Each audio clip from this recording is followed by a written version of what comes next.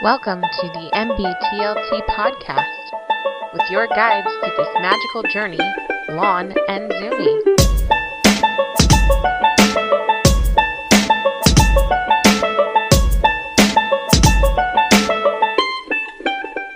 Welcome to another episode of the NBTLT podcast, the only podcast that's on a boat, motherfucker. I am joined here by my good buddy, Zumi. How you doing, Zoom? Doing all right. I missed you. I miss you too. As always. Hey, you're full of shit, dude. You didn't miss me. I did, actually. I always miss you. It's just one of my things. You know, I get up in the morning, I put my pants on, I miss Zumi. That's what I do.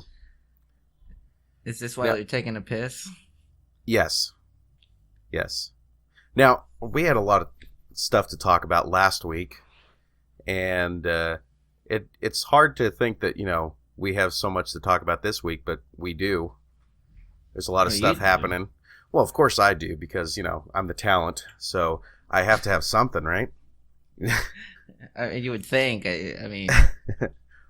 Now, there is one thing that we do have to mention before we get into any of this, is that 3-hour podcasts, that shit ain't gonna work no more. Unless we're live. It would ruin my week. I guess, you know, me not sending you the file didn't really help either. No, right? that didn't help either. But you know, I can't put a lot of blame on you because I was kind of busy and I didn't even get to it. So when I actually did get to it, and you finally sent it to me, like your section, there was so much stuff to go through. It doesn't seem like it's a lot more, but an hour more just makes it that much more difficult. But I've kind of vowed to do the editing the night of, instead of, you know, waiting for the next day and the next day and the next day and the next day until we're recording and I haven't put up the last episode. You know, that's not good. But last week's episode is up, and this one will probably go up like right after it. So, oh well. That's fine. I think people will get... Do we care? Not really. Yeah. It's just one of our things. We love the fans, but you know, it's a love-hate thing. I mean, they never email in, you know. If we were doing this full time, then I would say, yeah, like, we fucked up. We have to be more consistent, but it's not full time for us right now. Here's the thing. I'm not trying to say that we shouldn't be consistent, but the thing with all of this is that no matter how inconsistent we are, people still download at the same rate. So, and if there's no episode, they still download. It's like they go back to older episodes and they'll re-download. Yeah, we're kind of like that. I mean, the title says it's self-explanatory, right? They've already burned out. They've already burned out all of the good podcasts. They're like, might as well listen to these assholes, see what they got to say. Some random ass guys, you know, talking about nothing. Yeah, and everything. We did kind of put the label on ourselves. Yeah, but I'm okay with it. So, you know, maybe one day we will be the best thing to listen to podcast. Yeah, you know, that'll be like 30 years from now, when we have a fan base of, you know, like 500 people. I think it'll be a good problem to have, though, right? Yeah. Like when you actually have people saying, like, "Oh, these guys lost their roots and stuff." I think that's a good problem to have. We don't have that problem right now. I don't think I'm going to feel bad about selling out. No, me neither. Yeah. I'd be like, well, do I want to be rich or do I want to be right? Well, that's the thing. It's like, who is calling other people sellouts? People with no money, right? Correct. Yeah. I'm not trying to say anything because I don't have any money right now, so I'm not actually bragging. So, what's been going on with you? Don't even get me started, dude. But that's what we do here. I get you started, you go off on your rants, and it's beautiful, and it makes for good content. So go. Well, these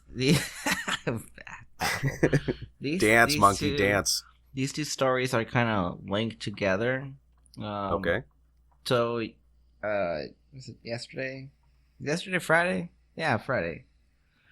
So Friday was my appointment with the VA. Remember I told you I went to yes. I got like 8 vials of blood drawn. I remember. So beautiful story. Beautiful. So now it's, you know, like the appointment, essentially people telling me I'm like fucked up or whatever. Awesome. But when I arrived, I had some time to kill, and I'm looking at my phone, and I noticed that the store app was not working. Like what? Oh, so I opened it up, and it would open up, and as soon as I'm trying to do a search for an app, and I can't remember what the fuck I was looking for, probably porn or something. Probably. Jesus Christ. Sorry, that's, you know, crazy Mexicans outside. It's all part of the magic. Yeah. So I have some time to kill, and I'm looking, and the app is not working. It's not working, and it's pissing me off because I really need this app, right? Sure. And I'm like, okay, I guess I'll just reset my phone. So I did my normal backup all my files and stuff, all my pictures. That's why, I mean, I have OneDrive. That's why OneDrive gives you 1 free terabyte, right? Might as well use it. So, and it's a good thing I did, because when I reset this motherfucker, it deleted Microsoft Edge. The browser? Yeah. It's a fucking Microsoft phone, and it can't even run its own application. Are you fucking kidding me? Are you sure that you didn't do something wrong? No, I'm positive I did everything right. I mean, I could play the IT specialist right now, you know, and pretend I know what I'm talking about. Yeah, I backed up my files. I hit the reset to factory whatever setup or settings. Yeah. It asked me if I wanted it, if I was sure, and said yes. And you know, the store app works now. Oh, of course you can buy shit. Now I can buy shit. But every time I look for Microsoft Edge, and it shows up, and it says like it's already installed. So if I click and launch, it'll send me to, it'll ask me a question saying that, oh, your phone needs to search for an app to play this, and I'm like, what the fuck? How are you looking for an app to run an app? You know, like we don't know how to run our own application, so exactly. So right now I'm running a generic, like one that like somebody made. Oh, so like a knockoff Edge. No, it's not even a knockoff Edge. It's called Monument Browser. So it's more like a Google type. And I have Bing for some reason. No, it's not Bing. It's I made a shortcut on it. So it gives me Bing instead of because I don't know if you knew this, but if you sign up or if you use Bing as your search engine, they'll give you points and eventually gift cards. Yeah. So that's why I have Bing. But the point is, I can't access Microsoft Edge. I no longer access my Excel, Word, my OneNote. So you mean OneDrive. All the Microsoft applications? All the Microsoft applications I don't have access to. And where do I fucking type in my set list stuff that I am going to talk about? On my fucking phone, on my notes. So I don't have access to them. So that's why you came unprepared? Yes, and this is... I've done the same process 3 times. And it still has the same problem. I even took the SD card out and stuff and just made it as if it was a brand new phone, took the battery out. You know what's the best part of this is that You just got done telling me about a year ago how much you thought Windows Phone was so much better than iOS. Yes. And I regret it. You know how many problems I have with my phone? Probably none, because it's an iPhone, right? Yes, every now and then I gotta plug it in, charge it. You know, that's my one big turn off. Fuck you. That's what my boss told me. I'm like telling him my whole fucking experience with this phone, and he's like, "Oh, that's why you don't get a fucking Microsoft phone." I'm like, really? I really couldn't argue with his points, you know. And in the back of your head, you can still hear yourself explaining to Lonnie how much better Microsoft phones are. I like the interface though, like the whole tile thing. I like it's simple, but you can do the same thing with an iPhone. All you gotta do is jailbreak it. But that's the thing. I have to jailbreak it. I'm not. You make it sound like it's like rocket science. It's like 2 clicks. Whatever. Anyways, so and then I got a booster shot. So. Oh, you got a booster shot? Did you get it in your butt? No, it was in my arm. Oh, so do you have track marks? I do. Yeah, and dude.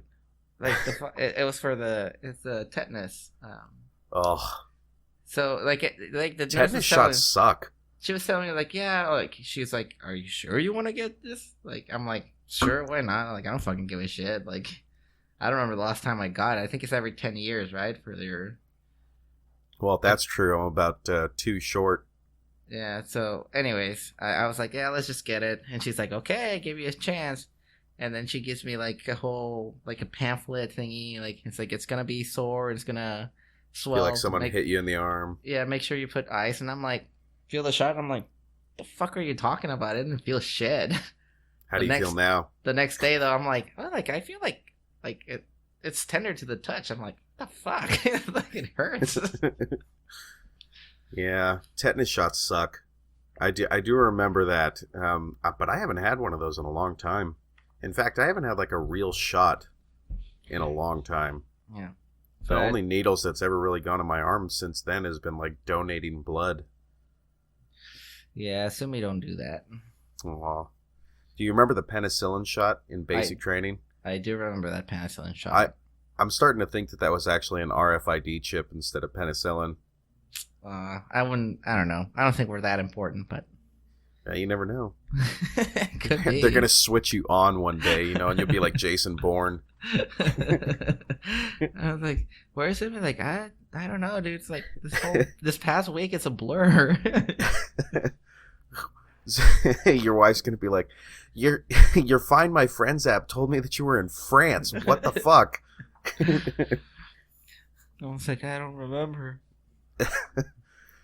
Wow, that actually reminds me of something. I don't know if I told you about this, but one day about a week and a half ago, I woke up with some like really gnarly red bumps on my left forearm. Like here, I still have it. Let me see if I can show this to you. Can you see that shit? Dude, I think you got the HIV. And then I got some like on the other side of it, but it's all isolated to one area, like my left forearm. There's nowhere else on my body, and believe me, I've checked. There's nowhere else on my body that has these red bumps, so I'm assuming that I got bit, and that what I got bit by was pissed off at me for some reason, because I have like 20 different bites on my arm. And I got worried at first because I thought like I was getting like shingles or something. Yeah. But I mean, it's not spreading or anything, so I don't know. Maybe I should go to the doctor. I don't know. Does it itch? Only if I start scratching it, but it's not like anything else, that I've really ever seen. So, except for bites, I mean, that's the closest thing I can come up with. And like I said, believe me, I've checked. First thing I checked after that is I checked down down in the. I was just gonna say, were you sticking your dick somewhere you shouldn't? Well, no. The one thing that worried me is like, that feeling like when you're giving blood and like they'll do like a free test. Well, it's not really a free test, but they're doing it to check for like communicable diseases and stuff. Yeah. And you always get a little nervous, like even though you have no reason to be nervous about it. You're like, oh shit. And you're like, they're going to do the AIDS test. You're like, I haven't slept with anybody but this person, but, you know. Yeah, I got an HIV test done during that blood work. Yeah. And they're like, oh, well, your HIV test came in negative. And I'm like, that's good, right? So, what does negative mean? Negative means that like, no, you're fucked, or right? Even though you know, it's like, I need confirmation. Yeah, like, does that mean I have it or I don't have it? Explain to me like I'm 5 years old. Yeah. Well, think about it. It's like the word negative. It's negative. Yeah, it's negative. But when it says like, oh, you're positive, like, okay, like, it's good. Then I'm good. They're like, no, no, it's not good. It's not good. Well, yeah. So I was looking at that, and I don't think I need to go to the doctor because it's starting to subside a little bit. But I gotta tell you, man, it made me nervous. You know, and just waking up, going, "What the fuck is this?"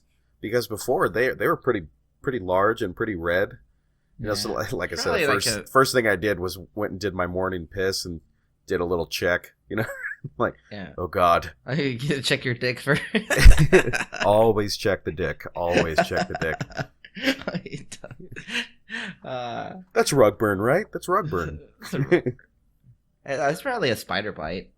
Probably, and the reason I think it was a bite is just because of the position it's on my forearm. I feel I probably was like sleeping like I always do with like my hands, you know, up across my chest. I sleep like a fucking vampire. I don't move, or even when I like turn to the side, like I always have my hands up on my chest. But I think like a spider or something like must have got like in between my arm and my rib cage. Yeah. And like I was like moving it and squashing it, so it was just getting pissed off. Like, dude, let me the fuck out, you know? So, you honestly don't like move during?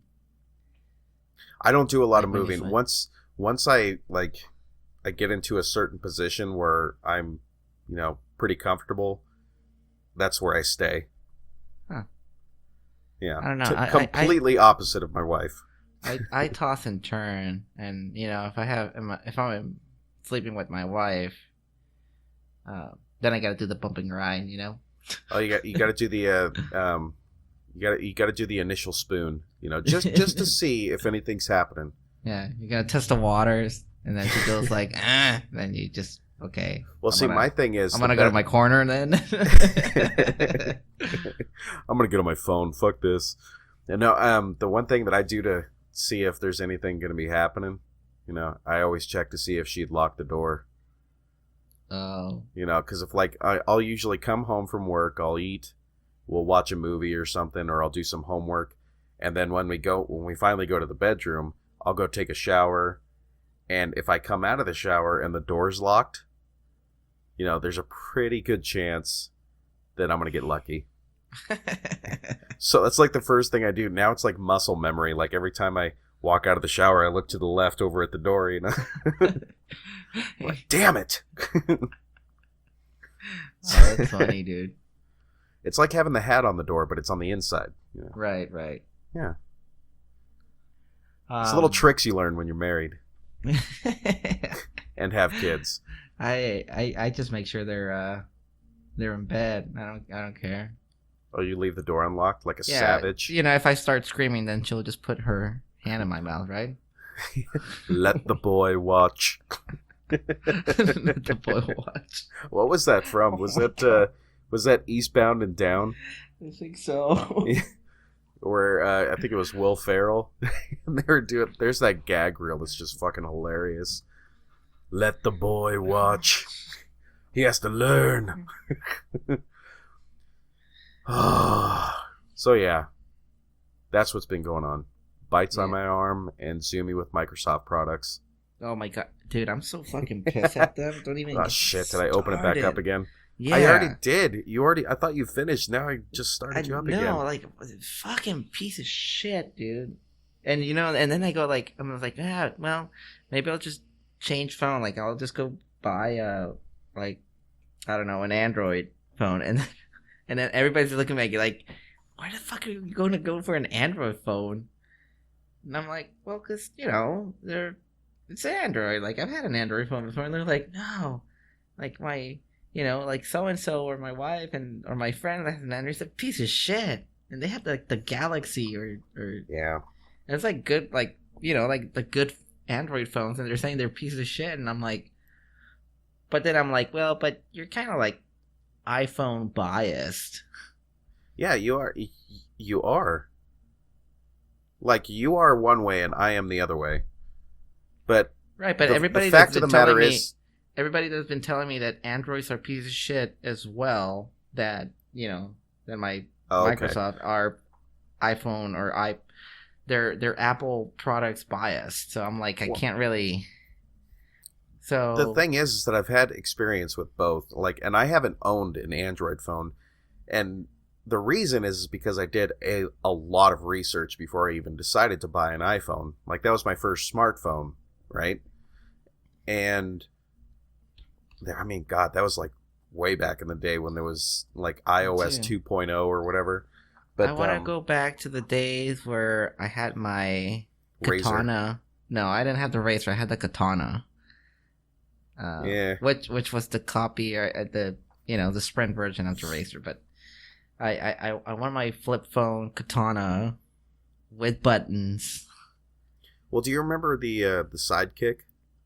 I do remember Sidekick. I wish they would update that, for like smartphone usability, like having the touchscreen and everything, but having that, I mean, that was badass, like the little keyboard that would pop out, and then you have the game controls on the sides.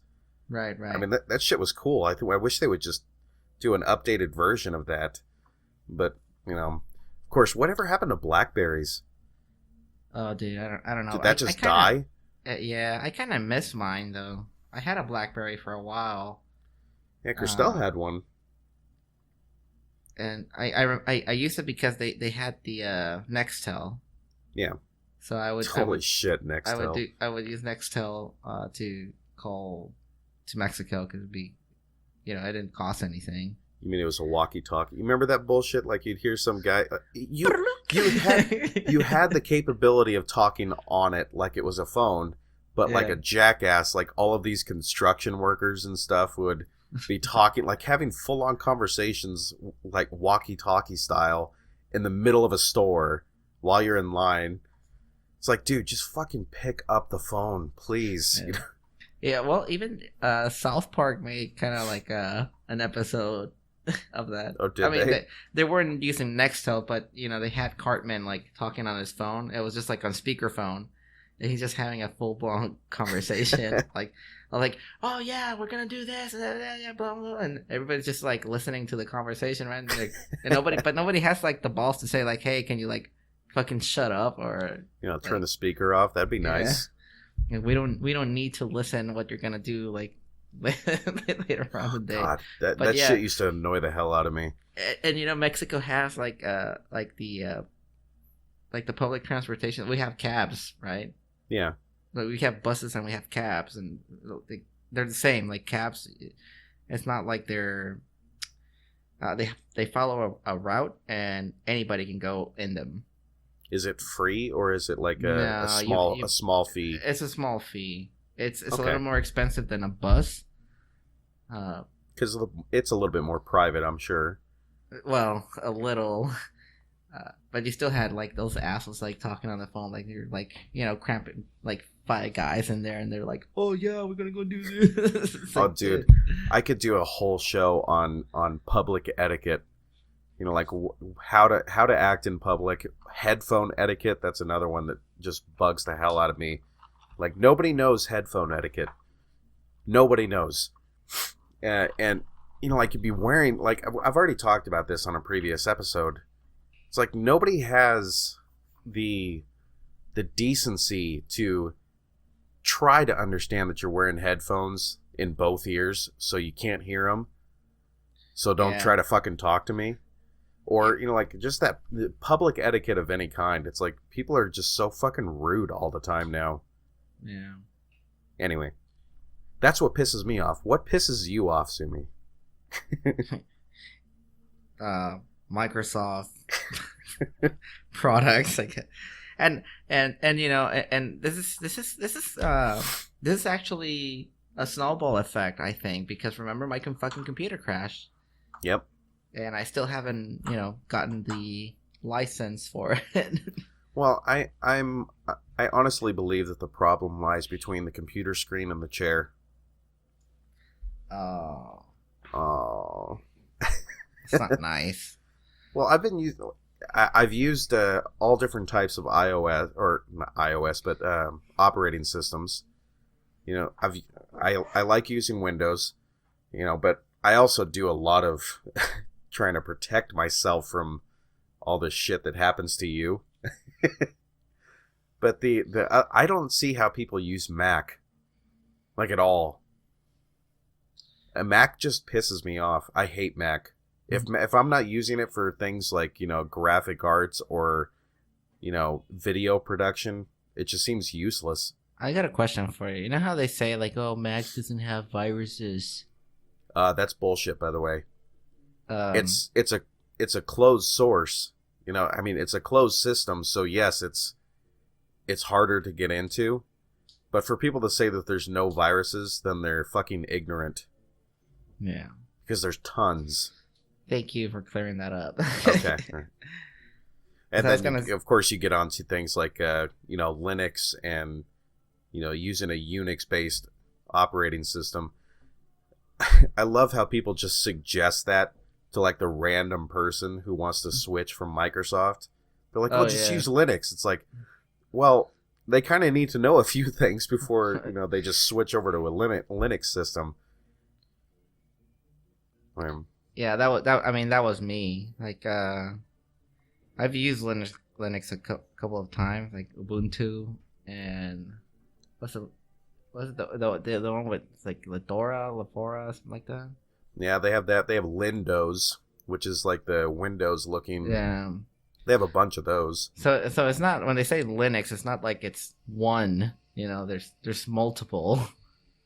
And some of them you actually have to pay for. Yeah, like Ubuntu was like the most user friendly one that I was able to find. Yeah, it's the one that's on Christelle's laptop, and it works pretty good for that. But you still have to set things up. That's the thing that I always find hilarious when people just suggest, like, oh, use Ubuntu, it's way better. It's like, and then that person downloads it and goes, what the fuck am I supposed to do? Yeah. It's usually like these fucking hipster like, yeah. Like, like, oh no, you saying don't be one of the masses, stop using Microsoft and stop using Apple. Even though they probably don't even know how to use it themselves. Right. They probably don't even have Linux on their computers, but they just... They don't own a computer, Zumi. Yeah, right. They're hipsters. They probably don't know. Use Linux. You have Linux? No. I don't have a computer, but... But use it. Yeah, like I said, my beef, it's been with this fucking phone, dude. Like, but I went... I asked Mr. Google, and after like 3 hours of research, I found one that was explaining the exact same problem that I have, except for the Excel and Word not working. Yeah. But Edge disappeared, and it was saying, so they're saying like, oh, well, you need to go to the computer and use a systems recovery tool. Yeah. That makes sense. But that's the thing. I don't know how it works. Well, just come over to my house, and I'll do it all for you. Well, one, I never plugged this fucker on my computer, and two, you need, like, it has a USB, like the 3.0. Yeah. But I don't have a cable that is 3.0 to regular USB. It won't matter. No, like, it does. You mean like the mini USB? Yeah, like my computer doesn't have that connection. What are you talking about? Like, okay. Let me explain something. This isn't really something to get into on the podcast, but I'm going to do it anyway. Like, this is a USB 2.0. Right. That connection, I don't have that on my cable. You don't have to. Oh, you don't have that at all. This part right here. Yeah, that part that you're showing okay. me. I thought you were trying to tell me like like you can't use it because it's 3.0. It's like, dude, you can use any USB you want. No, I know. No, I'm talking about the end bit. Like, okay. They're both the micro 3.0 or whatever. Yeah. So this computer doesn't have that micro 3.0. Okay. So I gotcha. I gotta buy a cable that essentially gives me a USB 2.0, and the other end is the one for the phone, which would be the Micro 3 or whatever it's called. Yeah. And nerding out here, but anyways, fuck Microsoft, dude. Don't get this Microsoft phones, guys. Like, they're piece of shit. I told you, but you don't fucking listen. So. Dude, I got it from somebody from work. It was $100. Oh, that sounds reliable and efficient. No, well, like, this guy is always like updating his phone, so he has no use for a brand new phone, you know? Yeah. It's essentially the one that was competing with the iPhone 6s, right? I guess it's the Lumia 950 XL. If you mean, I mean, that's really loosely comparing, you know, saying it's competing with the iPhone 6s. I use that term kind of, you know, loosely, but anyways. Now, there is a reason that we're actually recording tonight instead of next week, and that's because I'm probably going camping out in Yellowstone. And despite all of the earthquakes and huge amount of activity that's happening around that area, we're going to go anyway. So that's why we're recording tonight. And there is one thing that I have to say that I'm a little upset about, that because we're camping next week, that I am going to miss. And that's the first episode of Season 7 of Game of Thrones. How pumped are you for this, Zumi? Very.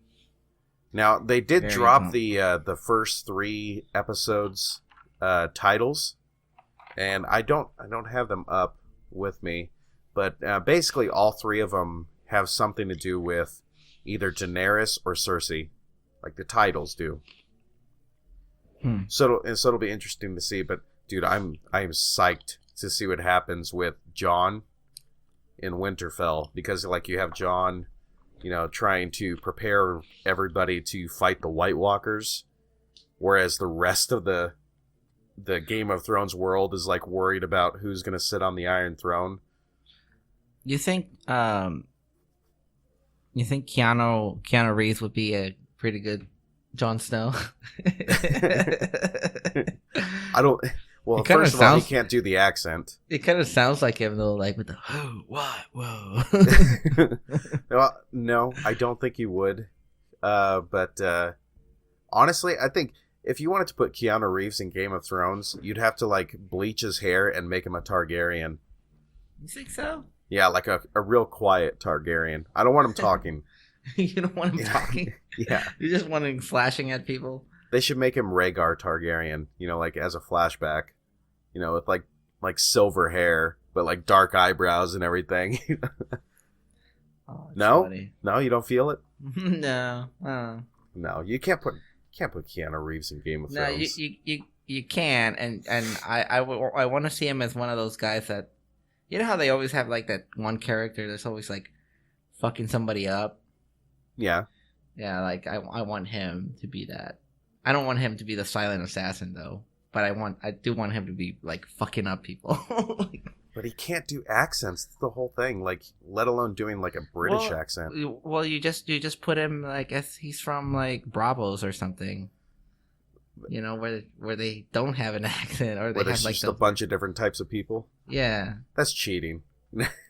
No, that's using the resources you have available. Well, there you go. They'll make Keanu Reeves like a hired assassin for the bank.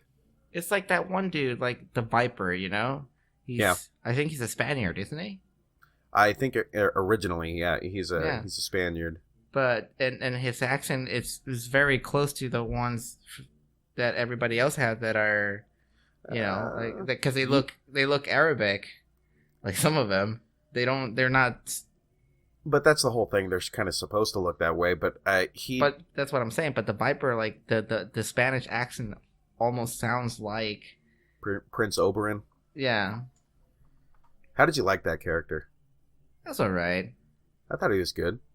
I like him more on the show than the books. On the book, he's kind of like an asshole.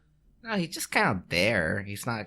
I don't know. In the books, I really didn't like Oberyn as much. Like you say, the show makes him seem more fun. And no, I'm not talking about the homosexual tendencies, but he just seems a little bit snippier, and has a lot of intelligence, and just kind of annoyed with people who don't. Yeah. But the book, he's just so stoic. Yeah, like when like in the show, I was like I'm like breathing hard and stuff, like oh no, like, and then on the book it was just kind of like all right. Dude, that fight in the show though, between him and the mountain, holy shit! It was really, really good. I liked it. I liked it too. It's a good one. So yeah, Game of Thrones season 7. Like I said, I'll probably miss that first episode initially. I'll probably come home and download it immediately. I like how you just confessed on a podcast you're just gonna download it. What are you talking? No, I mean like download it as a stream, or from HBO Go or whatever. Yeah, that's what I'm gonna do. Sure, HBO Go. Yeah.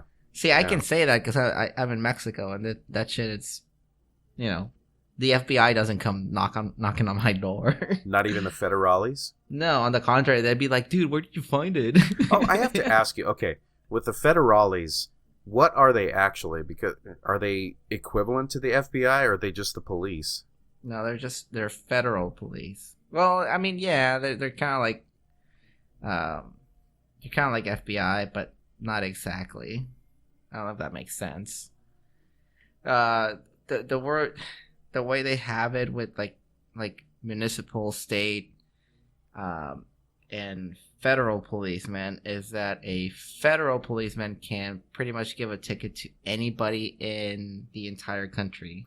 Okay. So he's more like a marshal, right? And they're in charge of giving tickets in federal highways. Yeah, so he's basically a marshal. Yes. Like a U.S. Marshal, federales, same type of... Yeah, somebody almost equal to an FBI would be like the AFI. Okay, yeah, I've actually heard of that. But, they're all assholes. They're all assholes. And they're all corrupt. And you can probably give him... I mean, the only difference between a municipal and a state and a federale is the amount of the bribe. Oh God! So it's true. Like I hate to say it, it's just the amount of the bribe. Like how true is it that a cop could pull you over down in Mexico and you just stick a 50 peso or something out like that out the window and the guy leaves you alone? Well, if you throw a 50 peso bill now, you'll probably get arrested. Okay, so like a 500? You gotta make it at least 200 to have the guy's attention, Yeah. No, but I wouldn't. I would try and get a little bit of rapport first before you, because it always happens to be that the guy's in a bad mood, and if you just start flashing money, they'll just make your life miserable. And if you off the back throwing money away, they're gonna be like, oh, you have money, I want more. Now, let's say I, as an American, go down there and I get pulled over for something, how much more likely am I to get a ticket than just an average Mexican citizen? Not likely. No? It's just pretty much the same? They're probably trying to get a bribe. Oh, okay. If you do get a ticket, when they take your license or whatever, just don't pay the ticket. Okay. Just go to the DMV the next day. I lost my ID. There you go. That's it. Although makes sense. Although the one thing that does come up if you're trying to do any type of fraud, like let's say you come to Mexico, your car gets wrecked, right? Yeah. And then you go to the States and say my car was stolen, they'll actually pull out Mexican records, and you can go to jail for fraud. Oh, okay. And I know that because I knew somebody that did it and went to jail for that. Oh, That's the only reason I know about it. Otherwise, I'd be like, "Oh, that's a perfect fucking plan." Like if my car did he go to Mexican jail or U.S. jail? No, U.S. jail, because he tried to submit. So bad. He tried to submit his claim in the U.S., but being accused of fraud is, I mean, it's almost about as equal as being accused of raping somebody. I don't know. These days, you can. I mean, it really depends on who you rape, because apparently you can rape an adult, and you get 10 years or whatever, 5 to 10 years, but you rape a kid and you get 5 months. No way. Have you ever seen some of that stuff? Like some of these guys that are child molesters will go in for a few months, like maximum a year, and then they'll send them right back out there. Yeah, but those, I mean, not that I'm defending them, but those cases are usually the ones that got caught like soliciting. No, these are guys. Right? No. They didn't really like penetrate somebody. Like I thought they intended to, and then they got caught. No, this is like real. Like I'm telling you, dude. Like somebody actually fucked a 5-year-old. Yes. And these guys get sent back out. Yes, these guys get sent back out all the time. Mostly, the reasoning that I've heard is that, of course, guys like that aren't necessarily welcome by the other inmates. For obvious reasons, that a murderer will look at a child molester as a piece of shit, even though he's a murderer. When you're in prison, unless that murderer kills kids. Even then, murdering kids is completely different than doing harm to them and leaving them alive. There's just there's like this unwritten code in prison. It's a pretty fucked up on code. Yeah, if you're a child molester, you're probably going to have a bad time, or you're going to get killed in prison. If you're with like general population or whatever. And the problem that they say is that there's so many people in prison nowadays that there's really nowhere else to put these guys, other than like the gay wing, or like their own special wing. But now there's so many people in prison that they sometimes have to put them in general population, and those guys won't survive. Isn't that one of the most disturbing things you ever heard of? Like, well, not that. Like, I'm talking about how fucked up it is that, all right, you got all of these criminals, right? Yep.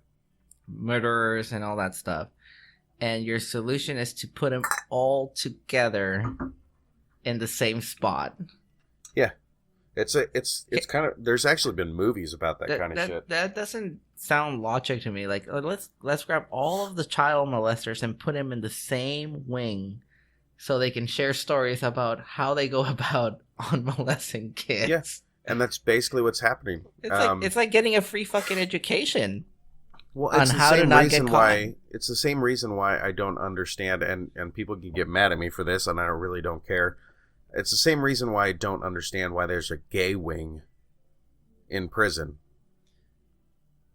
Well, I mean, if you actually follow logic, it doesn't make much sense. The only, I might come off as a complete fucking moron here, but the only exposure that I had about the gay wing, and the only reason why I know it exists is because I saw it in Ray Donovan. I remember that. I didn't know there was a section for just like gay people.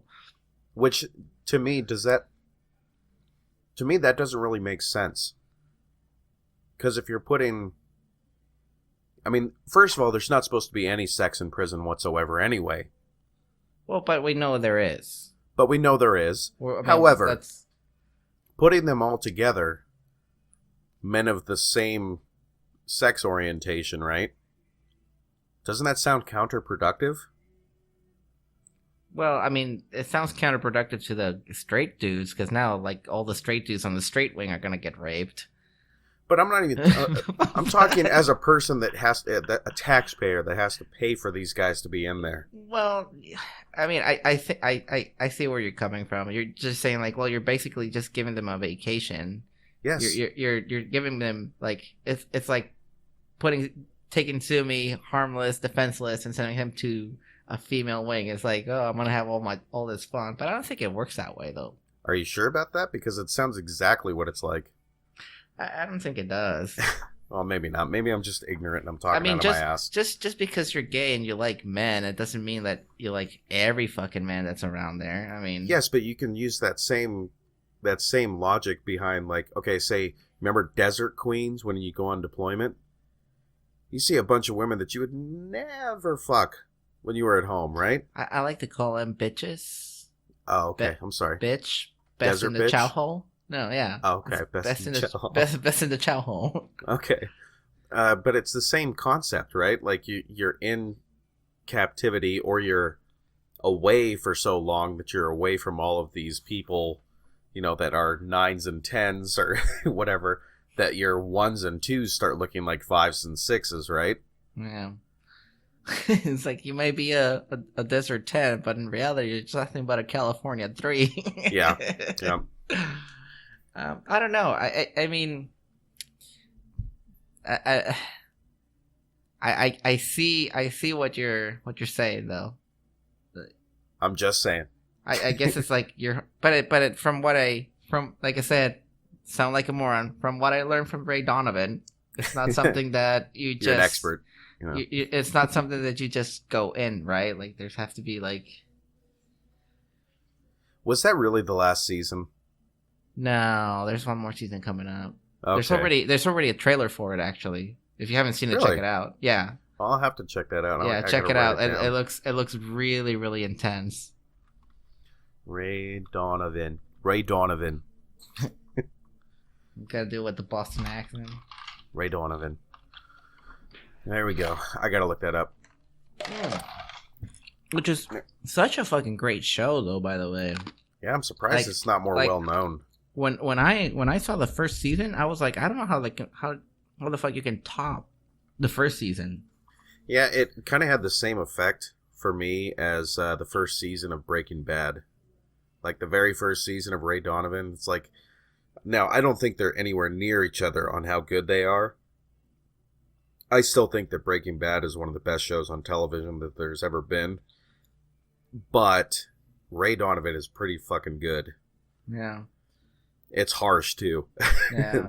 And like I said, like I didn't know, like when I saw the first season I was like, there's no way you can top this out, and then sure enough it's getting better. Like I'll tell you what show really pissed me off though with the second season was True Detective. Yep.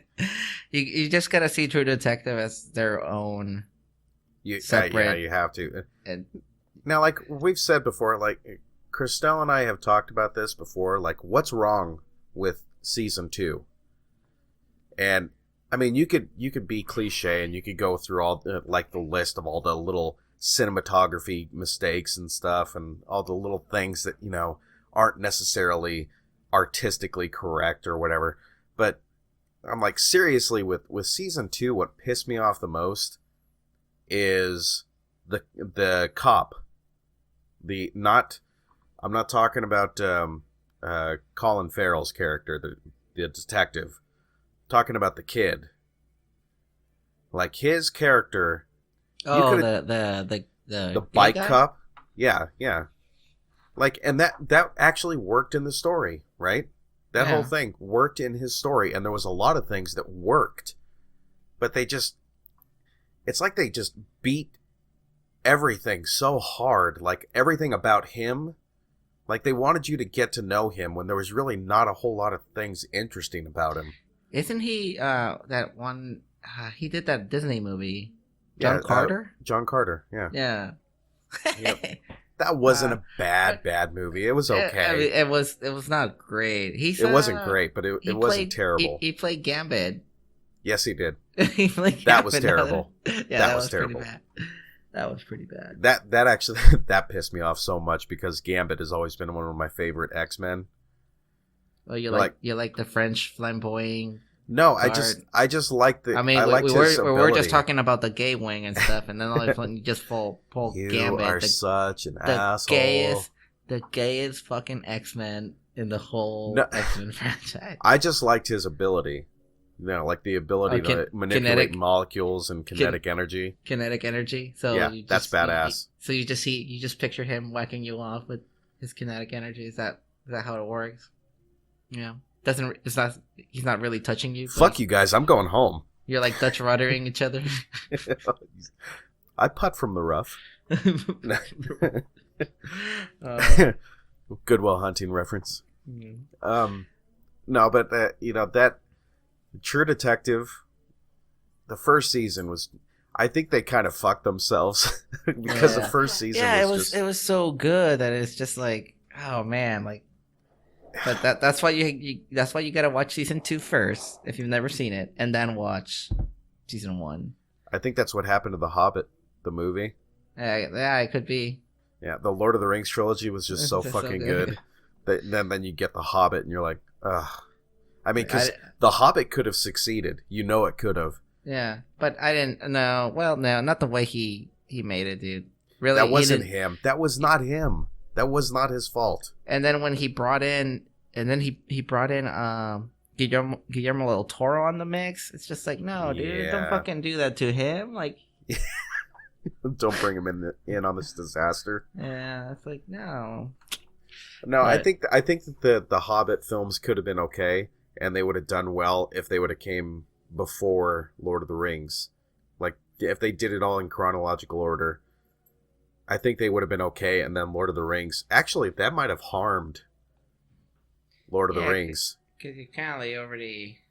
Because then people are going to start looking for all of your tendencies now. Yeah. You're like, kind of like Michael Bay films. You know, like when you go to a new Michael Bay film, you just expect it to be a certain way. So it may not happen like for like 99% of the movie, and then you see one of his little tendencies, and you're like, "Oh, this motherfucker!" You know, that movie sucked. And you're like, "Dude, the rest of the movie was fucking great," but you know. I just want to point something out. I haven't seen the last 2 episodes of Breaking Bad. What? I refuse to watch the last 2 episodes of Breaking Bad. Dude, what is it, like Ozymandias and Felina? I've heard what happened. I've heard what happened. I've seen the machine gun scene on YouTube and stuff. I've seen the death scene of Walter. Well, death in... I don't think he dies, but no, I refuse to watch because I don't want to see Hank die, and I don't want to see dude like you Walter just had just huge spoilers. I don't want to. But at this point, everybody fucking knows. I'm sorry. Oh my god. If you don't know, screw you. Like I haven't watched the last 2 episodes. I know what happens. Okay, I haven't seen the last 2 episodes. I know what happens. Okay. Spoiler alert. Anyway, when Hank dies, it is the most fucked up feeling you will ever have watching a television show. Seriously, it is so messed up because throughout the entirety of the show, Hank is always chasing a ghost, right?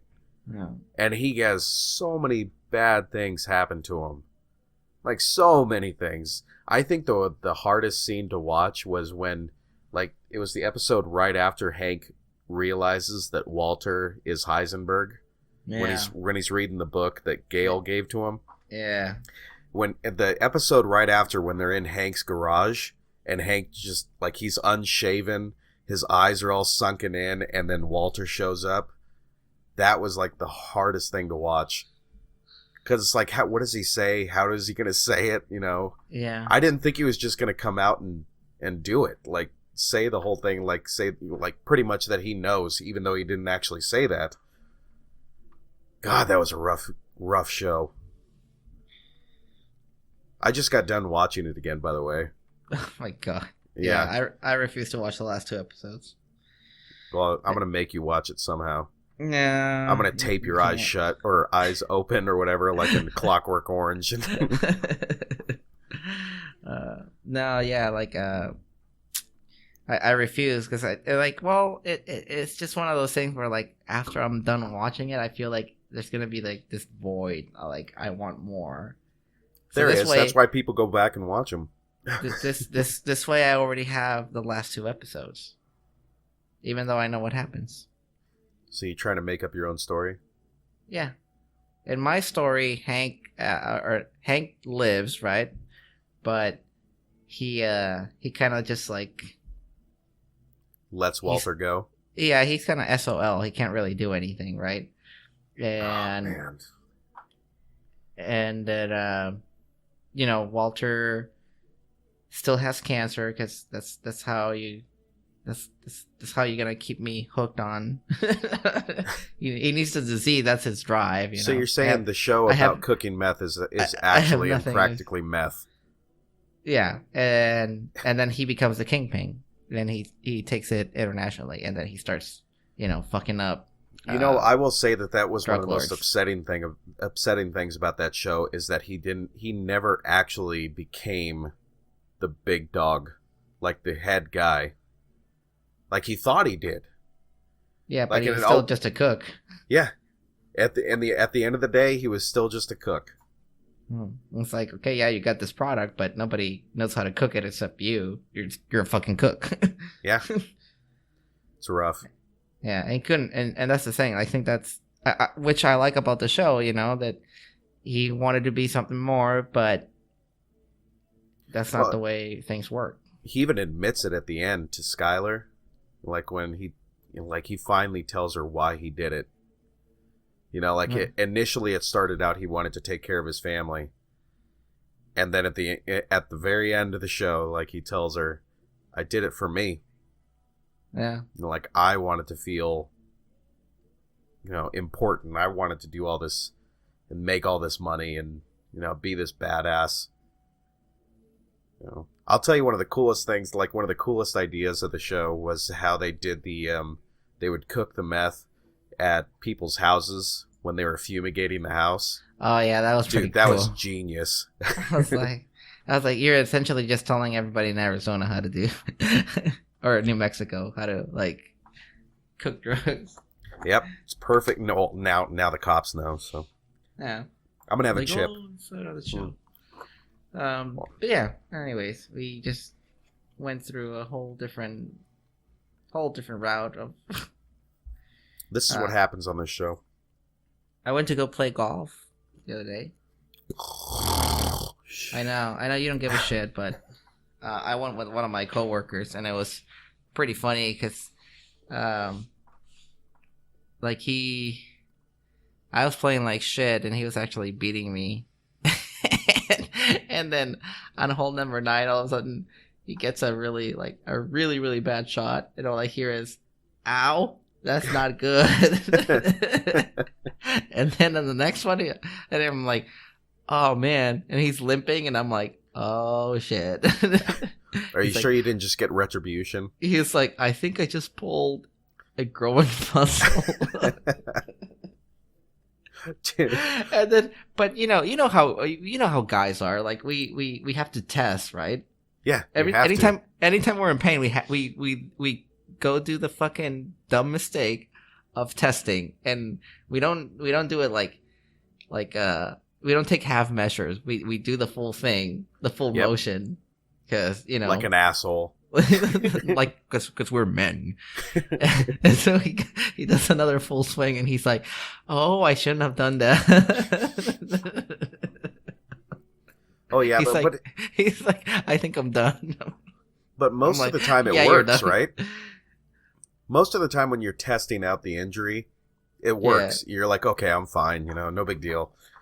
Like I thought it was worse than it is, but yeah, it's so funny, like because if I and I'm guilty of this. If I pull a muscle, I'm like, and if I walk and if I don't feel it, I'll be moving around just to make sure that I like where am I and how am I going to feel it. And the first thing is like, at least for golf, it's like you're swinging. It's like, well, let me take another swing and let's see. Let's see if I can still swing. Because you got to have that. Got to have that. Oh, yeah. Oh, my God. It was so funny, though. Dude, you see that shit in football all the time. Have you ever noticed that? When a guy will, like, get his knee hit by a defender, like, he'll go to jump up, and the guy will hit him in the knee with his helmet, and the guy will just start doing jumps, like, and, like, lift his legs, and then he'll just fall to the ground. It's like, well, that was a good idea. It's like it wasn't torn completely off the muscle, but now it is. It's like I like everybody with him. I'm like, every time I do this, it hurts. And I'm like, well, fucking don't do that shit. Like, what the fuck are you doing? Yeah. But that's what makes us great. That's what makes men better than women. It does. I have no, Yeah, because women, they just take things too far. They just I don't know what it is about them that they have no concept of reality. I'm just gonna put that out there. That's why women suck at driving. Well, Asians suck at driving too, men and women. But yeah, it's unfortunate. This is the worst, though. You have an old lady that happens to be Asian and wears glasses. Oh, shit. Driving. Holy shit, dude. No. Didn't Bill Burr talk about that one time? I don't know, but I know he has a game like where he guesses like people that are driving badly on the road. Yeah. He's like, guess what it is? It's either a lady or Asian, something like that. Every time. Yeah. It's pretty funny though. I mean, but it's true. That's why we have stereotypes, right? Yep. I mean, stereotypes wouldn't exist if there wasn't a truth to it. Speaking of stereotypes, have you seen American Gods? You asked me this last week, and I said I promise I will get into it, and I will start getting a few episodes and looking into it. But no, I haven't watched any of it yet. Oh, okay. Well, I was just reading that or maybe I mentioned this on the podcast, that the guys from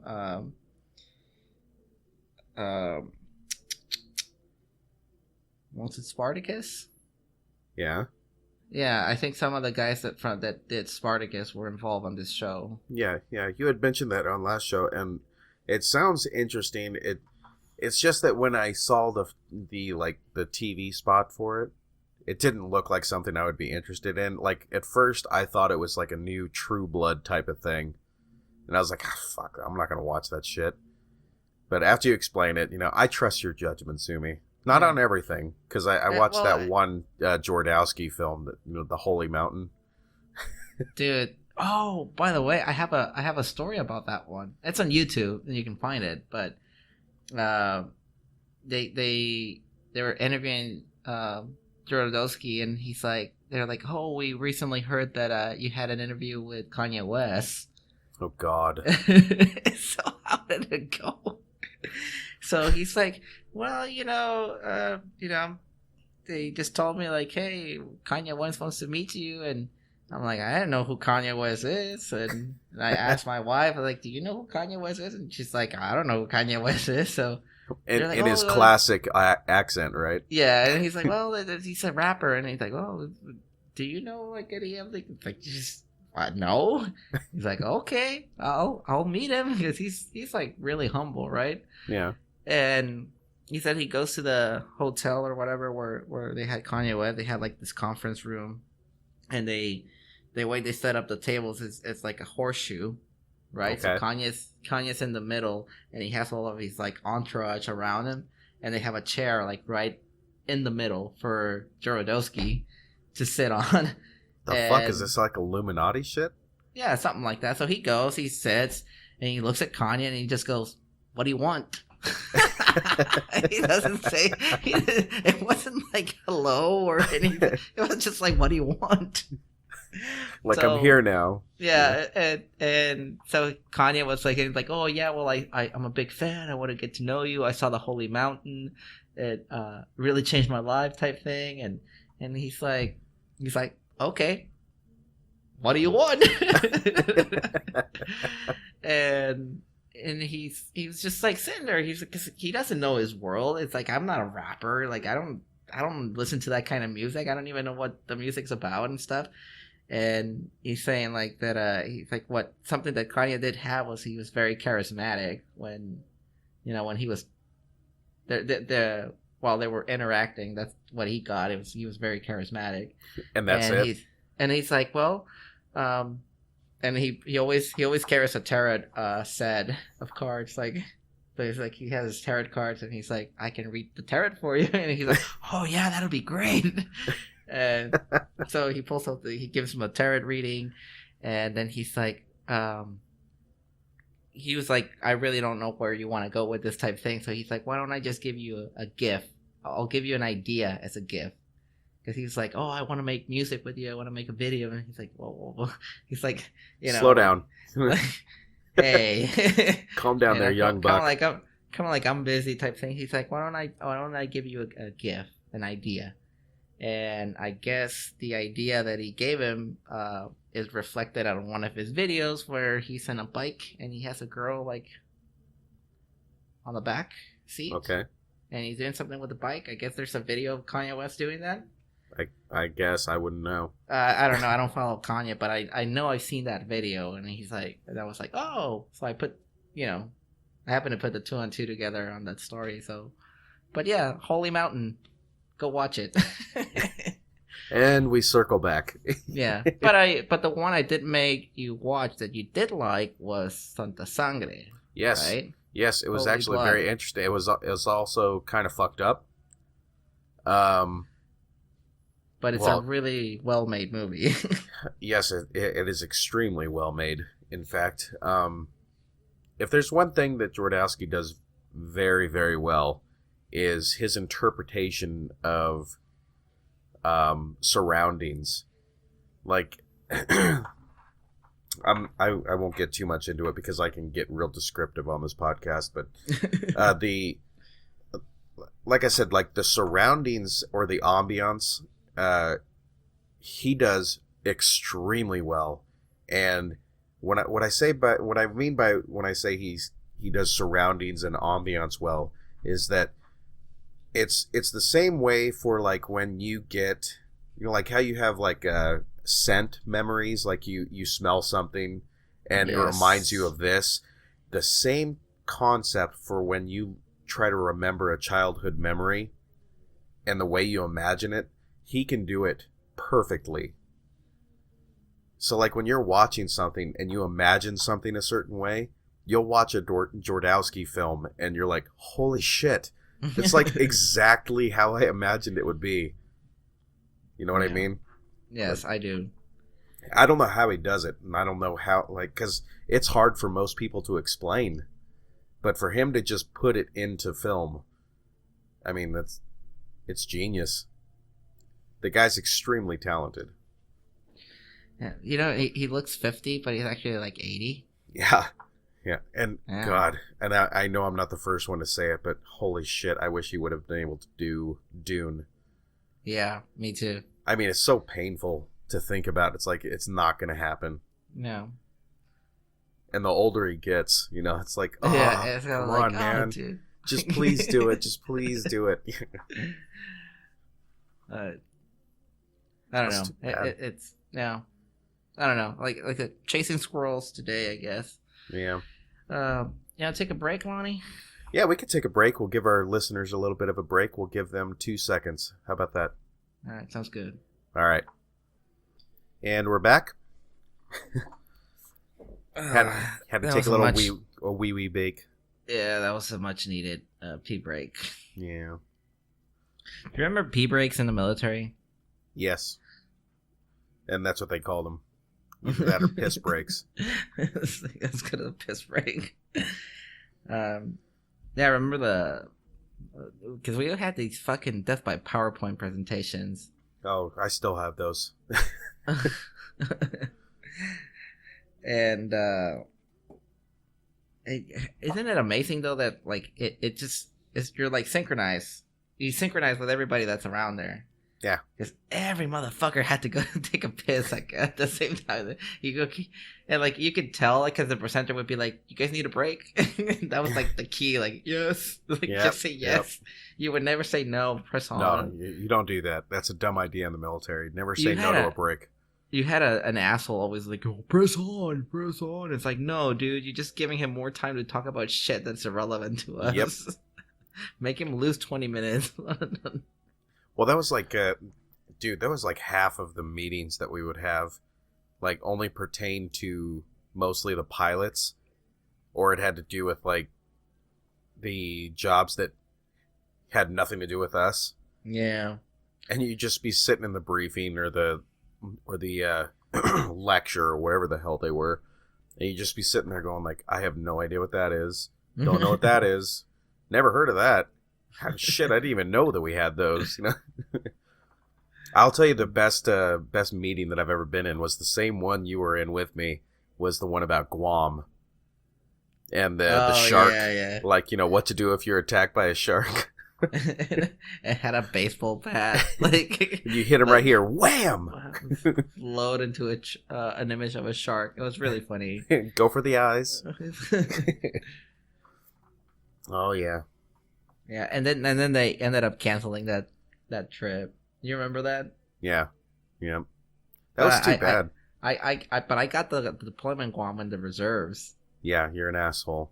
Dude, that was amazing. That was no deployment. That was a vacation. Yeah. Although I would say that my deployment with the female pilot, which I've mentioned before, but I'm gonna keep her name off the podcast as much as I can. My female pilot that I had. We'll call her AC. Aircraft commander. Yeah. By the way. That was more or less a vacation. Because usually, I mean, how many flights would you have in like a 2.5 month period? Oh, fuck you, dude. I had a shitload of them. And on that deployment, dude, I hardly had any. I think I only had like 21 or 22. Yeah. And we were always on the ground. And like every day, like I'd wake up and be like, so are we flying tomorrow? Like, nope. Okay. So I guess I'll go read a book. And just to give you guys like a little bit of perspective, like our deployments were 60 days, well, 65 or so days. Unless you got held back. On a 60-day period, to just fly 20 days, it's ridiculous. It's really, really slow. Yeah. Especially, when you're just sitting there. There's not a whole lot to do other than watch movies, walk over to the BX, get drunk twice a week. Two-thirds of the deployment, you were doing nothing. Yeah. My last deployment was okay. Well, I know you did. I had like 40-something sorties per deployment. That's fucking busy. Well, my last deployment, I was actually pretty busy, just because I had Captain Hall, and then Kantz was my co-pilot, Lieutenant Kantz. Great guy, short little dude. Yeah, I remember him. But I mean, that was one of my best deployments, just because we were flying all the time, because they needed tons of different training, right? They needed all this stuff filled out before they came home. So anything that came up, they'd be like, "Oh, let's go fly." I'm like, all right, and they'd be short flights too. They'd be like an hour or not like an hour and a half, but like 2 hours to 3 hours at the most for most of my flights. And we just go up, fly around, do a couple combat, maneuvers or something like that, and then we come back, and it wasn't so bad. I mean, we were only refueling the AWACS a couple of times, and I think it was F-16s. We did those a lot on that trip, and I think I did one probe and drogue for that whole trip. Oh my god, I hate you. Oh, and just so people know what a probe and drogue is, like we've talked about inside jokes before, people don't know what the fuck a probe and drogue is. For all naval and allied aircraft, they don't actually get, the boom refueling. They get what we call a probe and drogue, where the fighter or the plane, will come up and it has a probe, and all we have is a hose and a basket. So all the boom has, all that the boom operator has to do is flip a switch that makes the the drogue go out and extend, and we just sit there and wait and watch. And it is the most boring shit, because you're laying on your stomach, got your chin up, it's just terrible. Then you get a fucked up back like I do. Oh yeah. Oh, but I am getting some muscle relaxers sent out to me. Are you gonna send some of those up for me for a rainy day? Fuck no, dude. I need him to sleep. Are they Mexican muscle relaxers or? No. Well, no. I'm gonna push for a marijuana card. Really? You don't even need one, do you? No, you don't. But I just wanna have one. I mean, I don't plan on like using weed as like my pain cessation reliever, whatever whatever you want to call it. I just want to have the marijuana card. I just want to say, like, look, I can legally buy good shit, government shit. Oh yeah, the stuff that they used to ban back in the 70s. Yeah. Now I gotta ask you, you've seen a lot of people in your profession. You know, how many people do you think would benefit from cannabis of any kind? Well, but I mean, define like benefit. You mean like health wise, or do you mean like no? I don't. People that chill the fuck out and just yes, like that's more of what I mean. That's more of what I mean. Like the stresses of everyday life, or an incident like traumatic incident, or like certain types of pain. I see. That's the thing. Like I can use. We can have the humans are really really cool in the sense that one experience is enough. Yeah. So I would make him get high once, and then through hypnosis you can replicate that feeling. Yeah.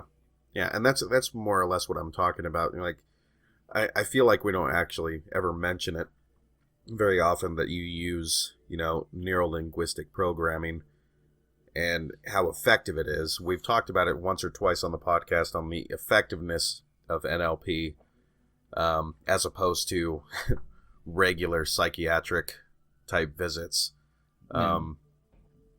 which you would think, because of the difference in the effectiveness, that it would be more well known. Yeah, the thing is, like any psychologist that I've met that you mention NLP or hypnosis for that matter, they usually have like stigma. Yeah, kind of like, because they hear of people like, oh, it's too manipulative and is very invasive and stuff, and and it's partially true, and the reason why is because a lot of people, when they teach NLP, they teach bad NLP, and they usually use it for like sales, and this is how you get people to buy shit from you, and that in itself is something unethical, right? Yes, but you can at the same time use your skills as a psychiatrist for the same reasons. Correct. So what I usually tell people is like, well, put it this way, like you come in with a problem, and if I take that problem away and actually fix it, I mean, does it matter how I do it? If anything, the fact that it is manipulative is good, because manipulation by definition is taking from one place to another. Yes. Moving from one place to another. If you're depressed and I move you to happiness, fuck, we isn't that what we wanted? I think that what makes people the most concerned about the whole process is they feel that it's like state fair type hypnosis. Correct. And when people say that I'm going to see like an occupational hypnotherapist, the first thing that comes to their mind, they're not thinking, oh, I'm going to see this guy he's kind of like a psychologist, but he does it a different way. Yeah. He makes your mind think differently about a certain, subject or incident or whatever. That's not what people think of. When they think of occupational hypnotherapist or a neuro-linguistic programmer, something like that, they think of, oh, this guy's going to make me feel like I'm a chicken for half an hour. And every time he says this word, I'm going to bark like a dog. And you know what I mean? So, yeah, I do. But I feel like modern medicine has kind of done that. Not necessarily people's views. Like they make all types of, alternate medicine, or what's the word for it? I always forget the name of it. Oh my gosh. We're playing charades right now? Yes. But anyway. Energy healing, alternative medicine. Any type of alternate medicine that has nothing to do with pharmaceuticals. Like anytime you mention that kind of stuff, people always look at it as either witchcraft or hokum. Which kind of brings me to like one of the things that I want to talk about and it's things that everybody has an opinion of. Yeah. And hypnosis and NLP has to be one of them. Like, and it's usually not a good. It's usually not a good one, right? It's when you talk about people about money, like money is one of those, like, everybody has an opinion about money, and it's usually wrong. Yeah, or health and fitness. Like, I love the fitness one because that's an easy one to like put people in check, because they'll usually be like, oh no, you got to do this diet, you got to take more protein, yada yada yada. And usually you would just look at them and be like, oh, you think that diet's like the best one? And we're like, yeah. How come you're still fat? Yep.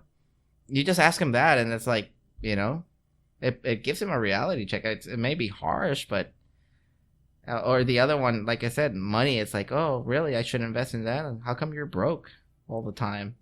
Well, the thing that I find interesting is that anything that has to do with something that's natural, like, which is basically what NLP is. It is a natural way of changing the mindset of someone's idea of an experience that they've had, right? Right. Or at least similar, like some type of definition that's similar to that. You could probably explain it better than I could, but I mean, more or less, it's a natural type of treatment. Like, you're not using a machine on them. You're not using any type of, like, pharmaceutical or something that drugs them up so they don't feel a certain way, that shuts down a receptor in their brain instead of them actually having to deal with the situation. Right. And when people think of anything that's natural, like, all I'm doing is, showing you that this is okay, this is not okay, and this is how you differentiate the two. They look at that and they think, oh no, I need a drug for that.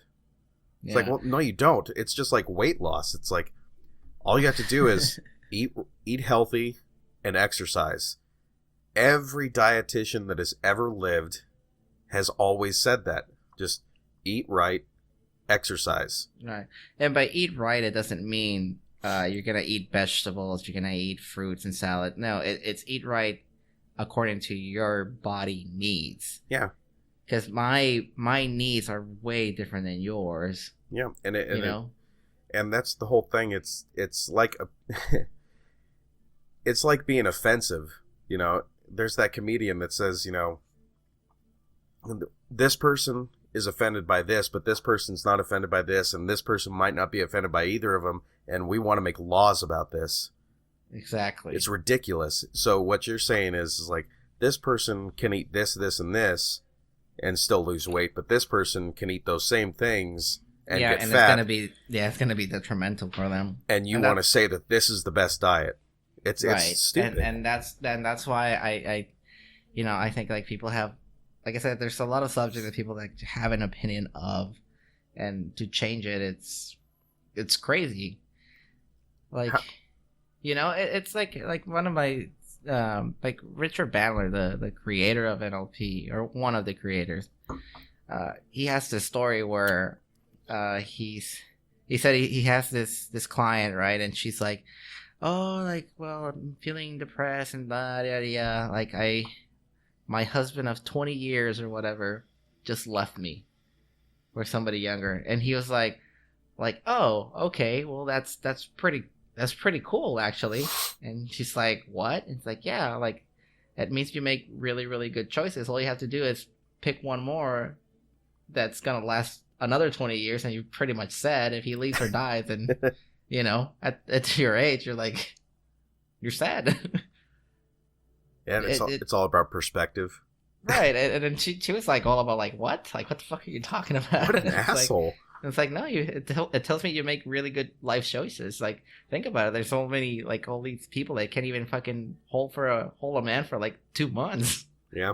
You held this one for 20 years. All you have to do is find one more and you're done. You're set for life. I think it also has to do with a human being's need for failure. And I say need on purpose, because I feel like you see some of these people, that you've probably had experience with certain people where they have this, they have like this disease where they have to be in a situation, like a bad situation, even when they're, like their life seems pretty decent, like you on the outside, looking at their life, you're like, your life's not that bad. Yeah. But they themselves will create, this narrative of their own life that makes it look like their life is terrible. But all it is their explanation of what the situation is. It's like all you'd have to do to change your perspective is change how you explain it to yourself. Like what's actually happening. It's like, like some people that get, A's on every test, like all of a sudden they got a B and they'll just freak out. It's like, well, that's all about perspective. What actually happened? Yeah. Not much. Yeah. It's really funny, Lonnie, because like my teacher on this last hypnotherapy certification that I went through, he's like, there's always like there's always a couple of things like I teach hypnosis first before I teach NLP, and the reason why is because to really complicate things, like you need a neuro-linguistic programmer. Yeah. And the reason why is because the training is usually like really, really rigid, like it has to be this way. Yeah. And you got to keep in mind that, Grinder and Bandler were computer guys. Yep. So everything is coding structure. So everything is like, it's like, no. He's like, so that's why he teaches hypnosis. He teaches you to be playful first, and then you can put in the NLP techniques. I did it reverse, right? And yeah. But he's saying usually the people that come here and sit on the chair that you're sitting, they're a special kind of stupid. Yeah.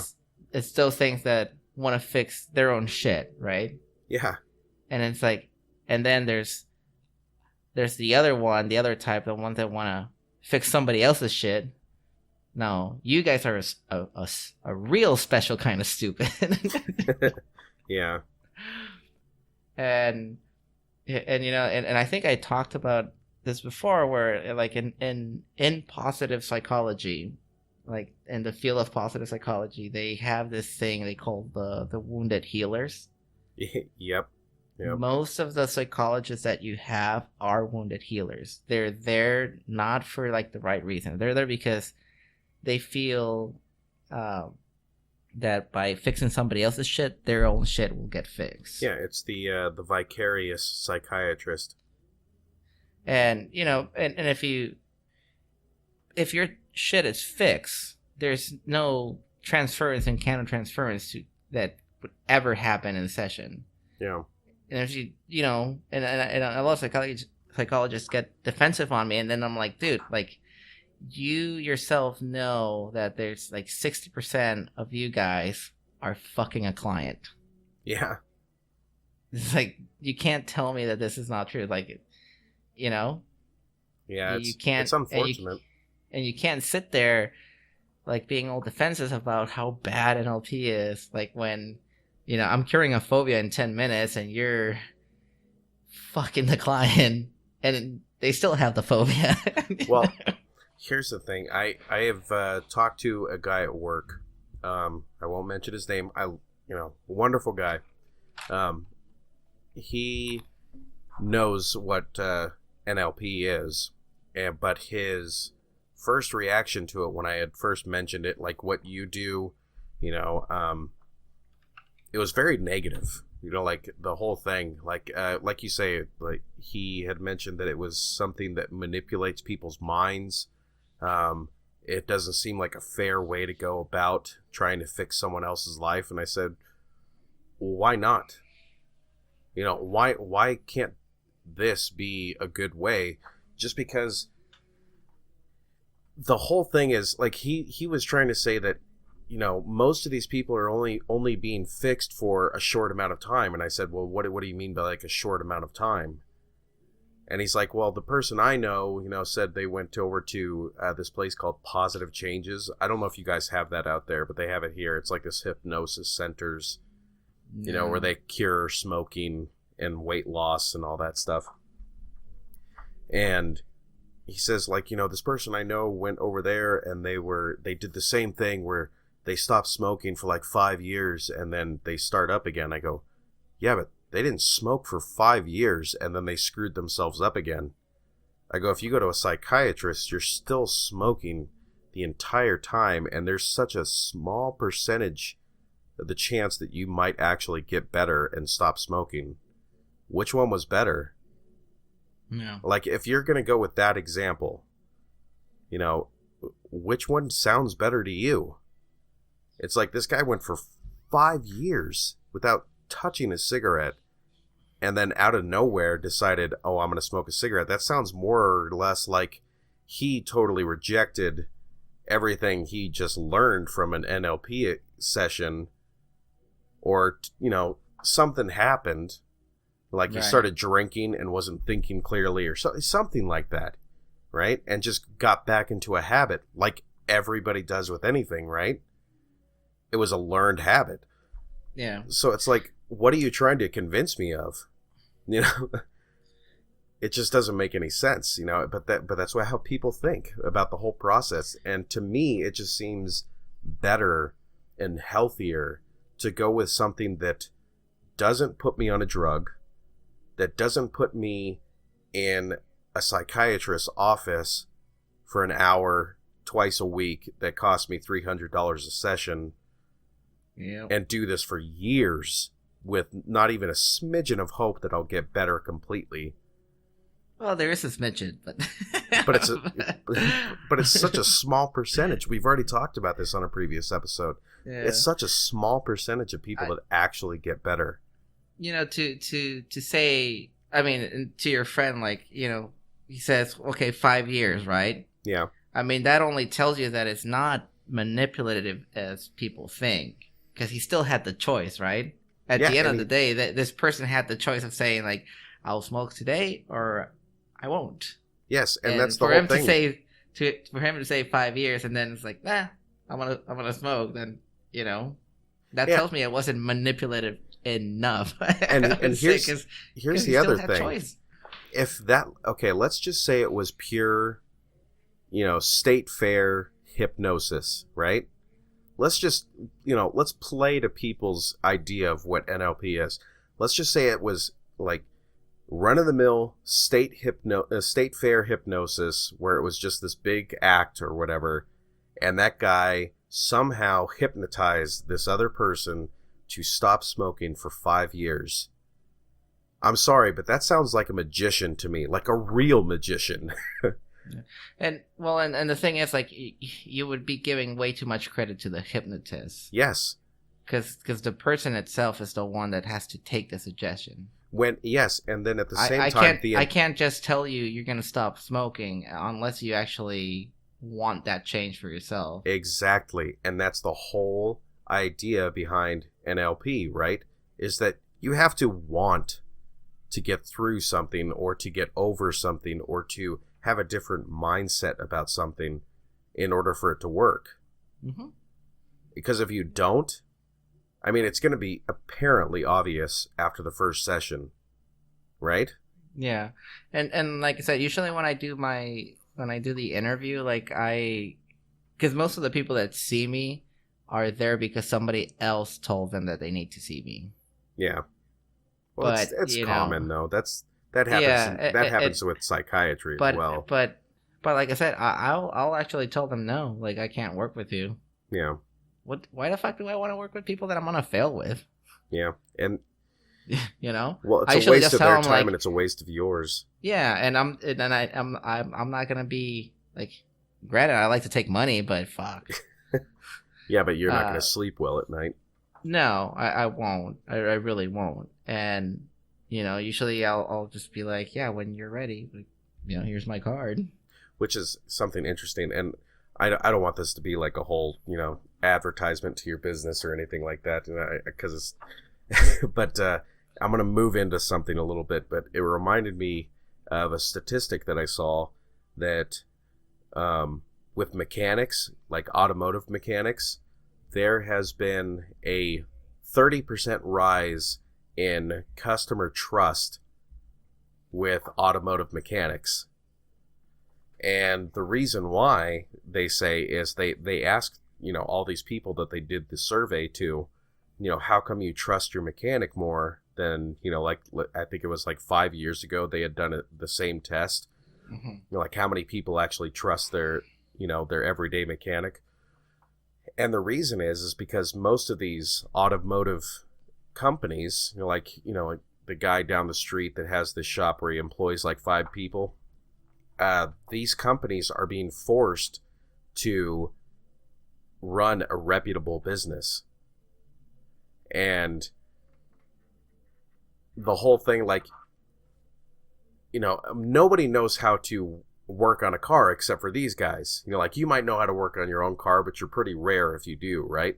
If you know how to do anything but change a tire and change your oil, if you know anything beyond that, you're in a very small percentage of people, which is amazing to me. It's like, you own a car, you should know how to work on at least the minimum.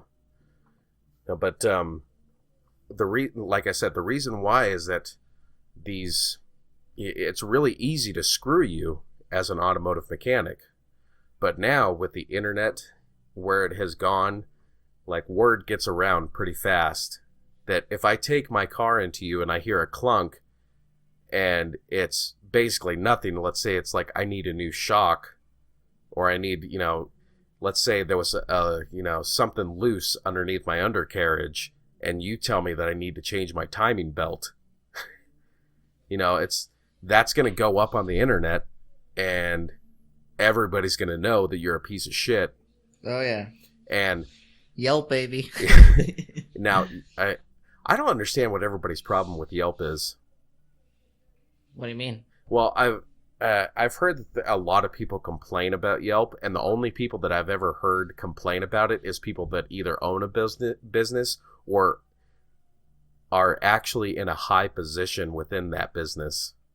What the fuck? Yeah, like, I've heard a bunch of managers at the place that I work complain about how evil Yelp is and how it destroys businesses. And I had mentioned it only destroys the businesses that shouldn't be around or doing the bad business that they're already doing. Right. Now, of course, you're going to get trolls, right? You're going to get assholes that are having a bad day, or they just want to write something negative. That's like YouTube. It's like cancer trying to read through YouTube comments, right? Right. There's always going to be those few people that are just going to fuck it up for everybody. But let's just say for a large company, you have 2,000 reviews and 100 of those that are negative.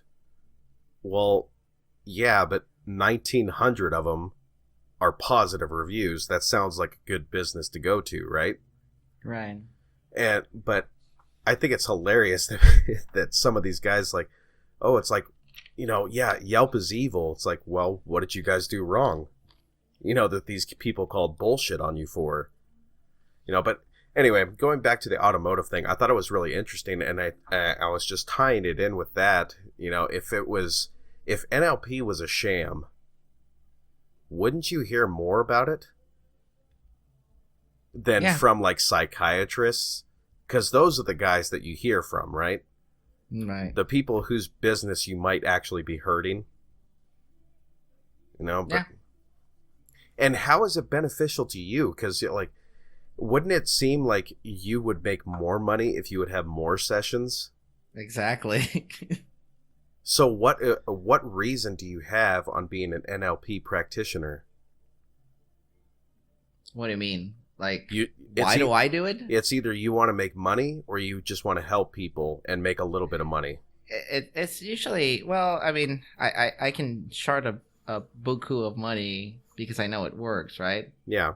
And that's one way to explain it to people. Like, well, you can either grab those 10K that I'm charging you right now and I can spread them out like a psychologist and have you here once a week for 12 years or whatever.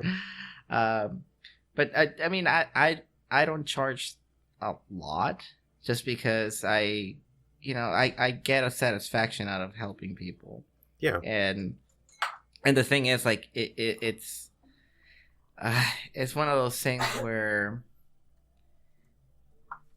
I did this shit for me. I didn't read it. I didn't really do it for anybody else until I actually saw the results, right? Yeah. So all of the stuff that I do, I have to test it on myself first. I have a question for you. How much of people's outcome in life, like who they are, where they are in their job or education level or anything like that, how much of that do you think is actually all a result of a person's mindset? Like where they want to be and where they are. Well, how much? Just because you have books like The Secret. I don't know if you've read that. No. It's all about like like planting a seed in your mind, and it's just like anything else. Like it's part of quantum laws, like the sowing and reaping law of quantum physics, where whatever you plant, you will reap. Right. So if you plant, positive thoughts within your mind is just like anything else in the world. The result will be something positive. So like if you plant an apple seed, you'll get an apple tree. You're not going to get an orange tree. You're not going to get a lemon tree. You'll get an apple tree. Right. So if you were to say, I want to do this and I want to do that, but you have a negative view of those things. So you're like, not a negative view, but you have a negative outlook of those things. Say like, I want to be a singer, but I can't do it because of this, this, and this. All you're doing is planting negative seeds in your mind, and you're getting negative results because of it. How much, like, I tie that into how much of that do you think affects a person's outcome in life? Oh, I mean, I would say 100%. Really? Because think about it. If you're basically just describing your own wall. Yeah. Right? The only reason why you don't have something is because you have that idea that you don't have something. Yeah. And it's not about like, I don't think it's about kidding yourself. Like here's the thing. Like, something is genetics, right? Like yes. for as long as I might want to tell myself that I want to be 6'2", I'm never going to be 6'2". That's genetics. It's the way it is. But if I say, I'm a bad cook, I will never learn how to cook well. Yeah. Well, I think go ahead. That's something that I'm putting a limitation on myself, Yes. And I feel like the person that doesn't get a lot of respect for, like what he's actually done, despite all of the barriers that was in his way, was Arnold Schwarzenegger. Now, I might not like everything about Arnold Schwarzenegger, but dude, you can't deny all the stuff that he's done. And when people say like, "Oh, it's fucking Arnold Schwarzenegger," of course, he's going to be successful. It's like, dude, you have to look at where he came from, what he started as, what he became, and what he decided to become. I mean, the guy, you can say like, yes, he was a bodybuilder and he worked really hard, but when you look at that, that doesn't transfer to acting. That doesn't transfer to being a United States governor.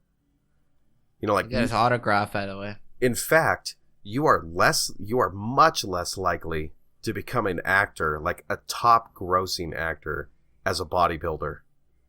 Because first of all, you're not looked at. You're like the last guy. You might be an extra or some side character that doesn't talk, right? Right. I mean, the guy was the highest paid actor in Hollywood for a long time. And then to become a United States governor, and that whole thing, he had talked about this many times. Like, he's done several speeches at colleges and stuff. And the one that, I don't know, you've probably heard that inspirational speech that Arnold Schwarzenegger does. Have you ever heard that? Like, it's pretty popular. It's basically like, I had all these people telling me I couldn't do it, or nobody's ever done that. And that he says, I love it when people tell me that it's never been done, because that means if I do it, I'm the first one that's ever done it. Right. And he said it just frustrates me when people say like, well, I can't do it because nobody's ever done it. It's like, no. That's not what that means. Like, because nobody's ever done it, they've never actually tried hard enough to actually do it. Yeah. And so that's why I asked, I agree. Yeah. Like how much of, like you say it's 100%. And I tend to agree with you for the most part, except for things that are, like you say, genetic or just physical things that you are it's impossible to change. Right. Like I will never, have a 20-inch dick. Well, the future is bright, my friend. Unless I put a fucking donkey dick in there and somehow. It's possible. But no, but let's say my appendix. I will never have my appendix back. Yep. Right. That was taken off when I was a kid. I can't regenerate that. But how much of a goal is that really? Well, yeah. Come to find out, you do need your appendix for your good bacteria. But anyways, that's neither here nor there. That's another squirrel. But that's stuff like, but stuff like, that like you said, limitation that people put, like, oh, you can't do this, you can't do that. That's totally 100%. Like the only reason why people feel depressed is because somebody told them that, when something happened, you have to be in that state. Yeah. Or they saw either their parents or a friend to go through the same situation. Right. Or a movie. Yeah. Or a movie. That seems to be a really popular one nowadays, is that people reenact things that they've seen, or they emulate, and that's a terrible way to live your life. I saw this one. I can't remember if it was Tony Robbins or it was one of those coaches, right? But he's saying money. Like you say, well, what is the things that we know about money, and what are the stigmas? And then they start saying well, money is the root of all evil. Money corrupts people, and it's okay. So what do we think about rich people? And they're dishonest, they're liars, or lawyers, sorry, and liars. They're usually politicians, corrupted and stuff. They're assholes. And then he's like, but what if you need to be an asshole in order to be rich? Exactly. In order to have that money. Because all of these rich people are that bad except me, right? Yeah. If I were to have the lottery, I would give to charity. I would give to that. No. It would totally be different, right? It's no. Each one of these millionaires said the exact same thing. If this were to happen to me, I mean, you take a guy like Bill Gates or what's his nuts, the Mac guy. Steve? Yes. I'm sure because those guys started from nothing. Yeah, they started from a freaking garage or something like that, And you always look at those stories and you wonder or you marvel rather. You're like, how the hell would a guy like that do that? It's well, he did it just like you would. If you had a certain knowledge of this and that, just like they did, you would do it just like they did. You would learn from trial and error. You would learn that, when I go into this meeting with this executive, I can't be nice. I have to do this, this, and this. I have to be an asshole. I have to put down my foot and say, nope, this is the way things are going to be. Or I can't just give to all of these charities because of this, this, and this. And that's something that, people don't actually realize is that, giving to charity, when you have that much money, there are certain things that go along with that. I mean, when you're giving to charities, when you're a billionaire, every single charity that you give to is going to be scrutinized, going to be analyzed, and the reasons for why you do it are going to be analyzed as well. And the thing, like you had mentioned, having a bigger dick or being taller, I would argue that those are actually not things that you want. those are just stepping stones to things that you want, right? Those are just saying, like, what do you really want? You know, so, like, if you were taller, what are you really looking to get if you're taller? Right, yeah. And it usually comes down to, what, a feeling, right? Yeah.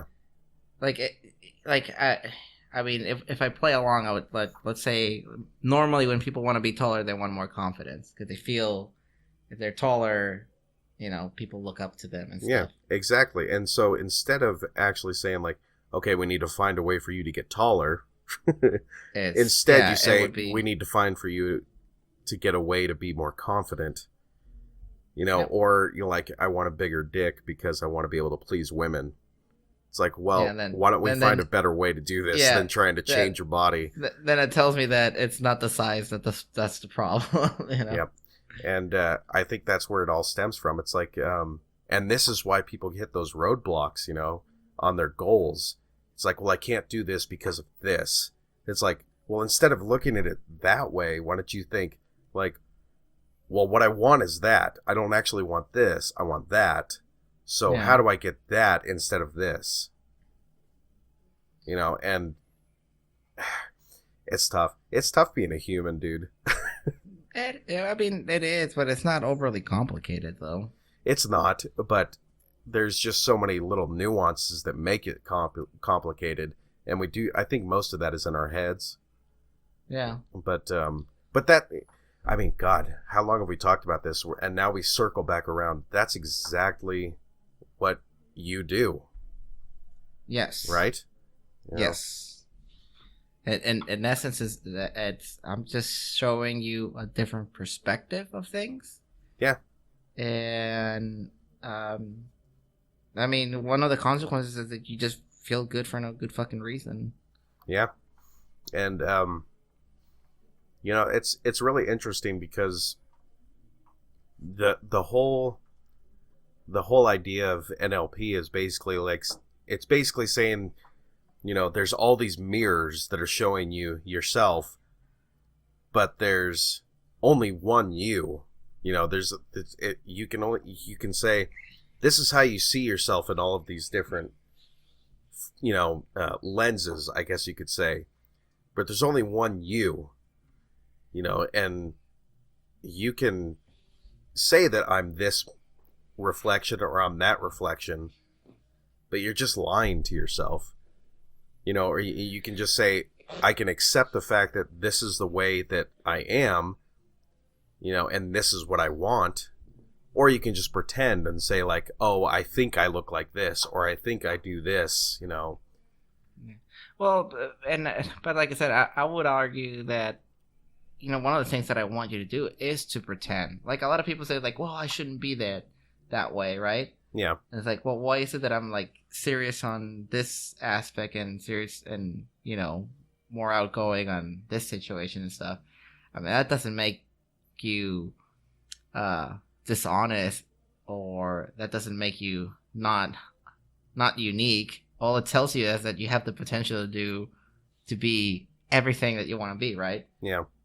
Like, the way you act at work is not the same when at home, and it's not the same with your spouse and your friends. You know? Yep.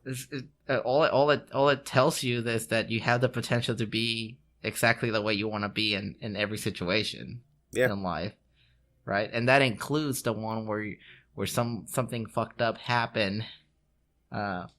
You can choose to be the passive, depressed person, or you can choose to be the one that learns from it and becomes better.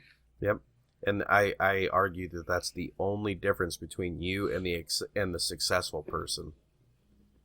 It's exactly, the only difference is that how you choose to react to any situation. So I need money now. So you need money now.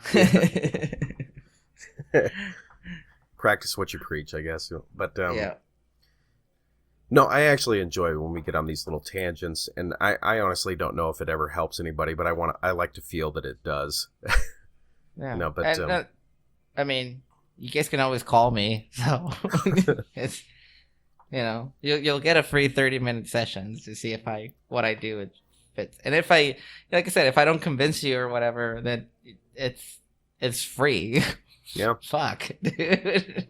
1-800 yes. Yeah.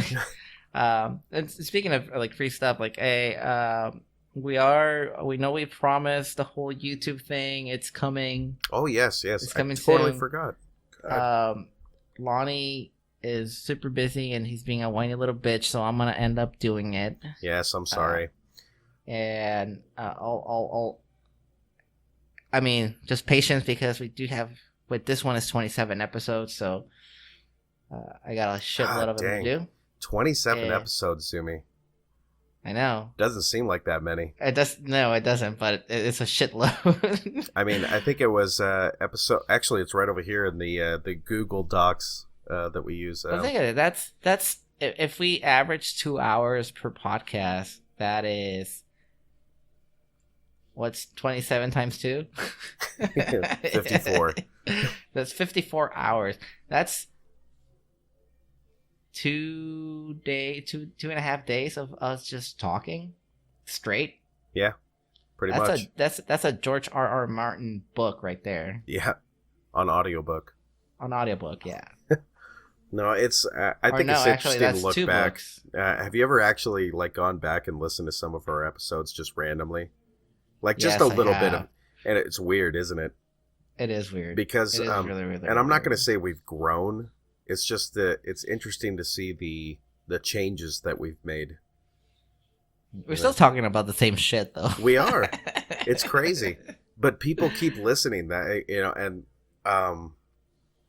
I've said it before, and I'll say it again. Like I seriously don't understand why people listen, and we said this from the beginning. Like I don't know who's gonna listen, but hey, let's give it a shot. But you guys keep coming back, and there ends up being more of you all the time. I think I know who listens to this thing, though. I think I know some of the people, but if we're gonna define our niche, it's gonna be people that are pretty cool, have a sarcastic humor, huge dicks, ginormous dicks. They don't drive BMWs. You're swinging dick like nobody's business. Yep. You're not a BMW driver. You probably work in a place like a cubicle or somewhere that allows you the freedom to have the headset on. You've seen a Coen Brothers movie. While you do work, you've seen a Coen Brothers movie, and you're just fucking cool as shit, Yeah. But no, it is really cool to see. But you are kind of fucking lazy on writing emails and telling people about us. Dude, if there's one thing that I'm frustrated with our audience with, it is we have had, a grand total of like 4 emails since we've started this whole thing. And, oh my God. People, I'm talking to you right now, directly. Seriously. There's nothing wrong. If you don't want me to mention your name, if you don't want Zumi to mention your name or anything like that, all you have to do is put a little parentheses down at the bottom saying, "Don't mention who this is from," and we won't say a word. But seriously, you guys got to start emailing in. Well, I'm gonna do something different here, Lonnie. Have any? We do have the channel open, right? Yes, we do. Do we have any subscribers yet? Okay, let's take a look. We are gonna go to the YouTube. All right, bear with me. Now, okay, let me log out of my personal account here, which I won't say what it is. And we're gonna log in. This is the most boring part of the show right here. It's Lonnie has a big dick. Which is not untrue. It's not untrue. Let me see, subscriptions. See my channel. There's gonna be like mom and grandma. How do I actually find out? We have. Let me see. I see nothing. You Zero. see nothing. Zero. Oh, great. There you go. For the first 10 subscribers, as soon as I launch our fucking t-shirts, you'll get a free t-shirt. I'm going to be generous, and I'm going to say that we have one video. Well, no, but I'm uploading the videos now. Yes, you are. There will be a massive expansion of this, right? Yes, and I don't blame the audience because it was actually if I typed in NBTLT, let's see, NBTLT. Oh shit, I'm gonna eat my words now. It's the top. It's the top hit. Oh my god. Yep, and it says one video, like a jackass. Okay, I'm eating my words. It was harder to find, but now apparently it's the top hit for NBTLT. Let me see. Let's type in podcast. Let's see who's up at the top. Oh shit, I expected Joe Rogan to be up there, but it's an H3 podcast, which I have no idea what that is. Are you fucking serious? We are less... It's Vsauce. You've never seen Vsauce? No. Yeah, it's a really good No, fuck that. We're not going to promote somebody else's shit. you hear that? It sounds like somebody's fucking, but it's actually cats. Really? I thought there was wrestling, like WWE going on on a TV or something. Dude, my fucking neighbor has like 18 fucking cats. Do you have a BB gun? I hate her for it. I wish I did. Dude, I will send you a BB gun. My dog is getting bigger, so I can't wait to put that sucker like right in my front patio so that he can protect my trash cans. How big is your dog? Fucking god! Like what type? Right now? What type of dog is your dog? He's a Belgian Shepherd mix. With, okay, so he'd be like a medium. Well, he's Belgian Shepherd with German Shepherd, so I'm pretty sure it's gonna be a large. Yeah. Well, he'll be like a mid to almost large. Right. You know, that's like our dog Harley. Where is Harley? There he is. Hey, buddy. Yeah, he's Australian Shepherd, and Christelle, what kind of dog is he? Australian Shepherd, German Shepherd, and what else? We just don't know. Okay, so he's sticking around like the medium size. I mean, I love him to death, but he pisses everywhere. He still has like a some type of problem where he wants to pee in the house. You know, but it's called convenience.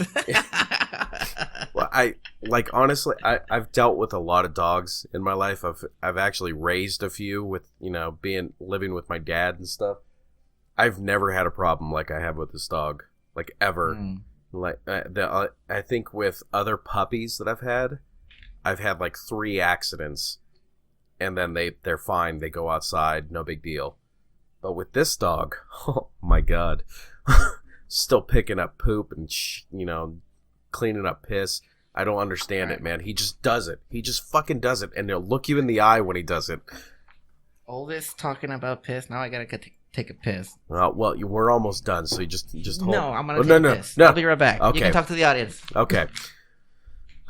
So anyway, yes, we're putting up the all the other episodes. Zumi said he would do it for me because I've been quite busy, and I'm not trying to sound cliche here, like saying, "Oh, I'm busy, I can't do it," but I really have been really busy. I mean, I have a job that I go to, you know, just like everybody else, but I also have school that I do full time, and I got 4 fucking kids.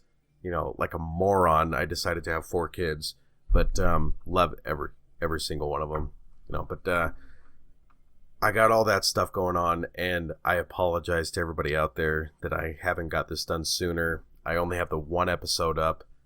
I'm a bad producer, but Zumi's gonna get it all up.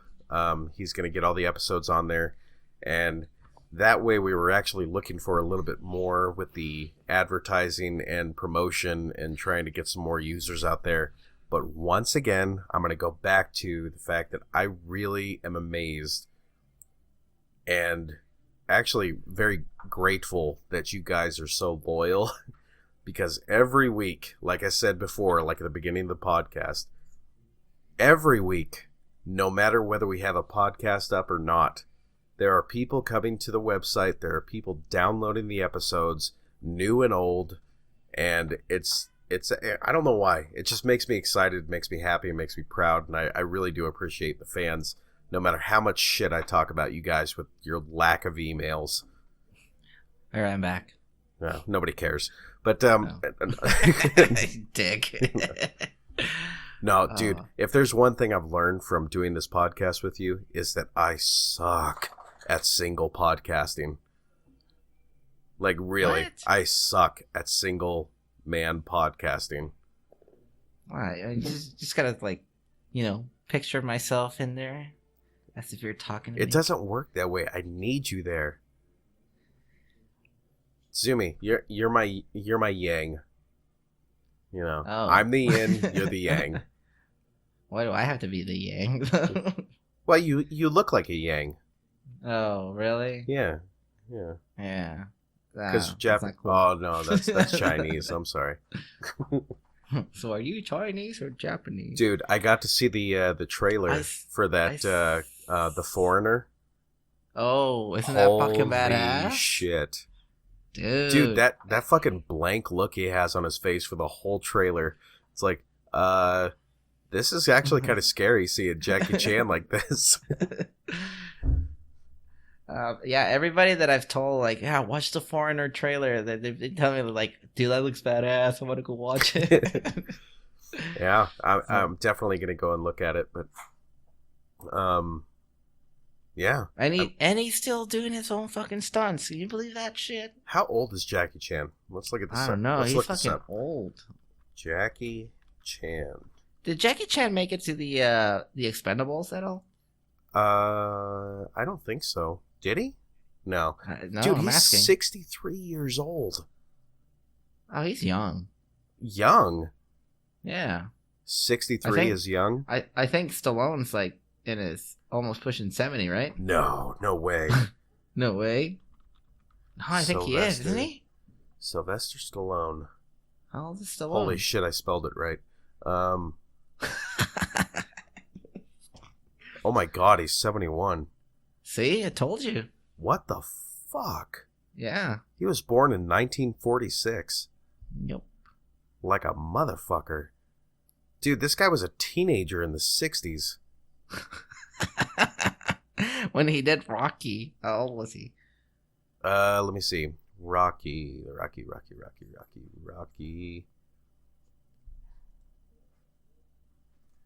Oh my god. Just give me the first one. 1976. So he, what, 20? No.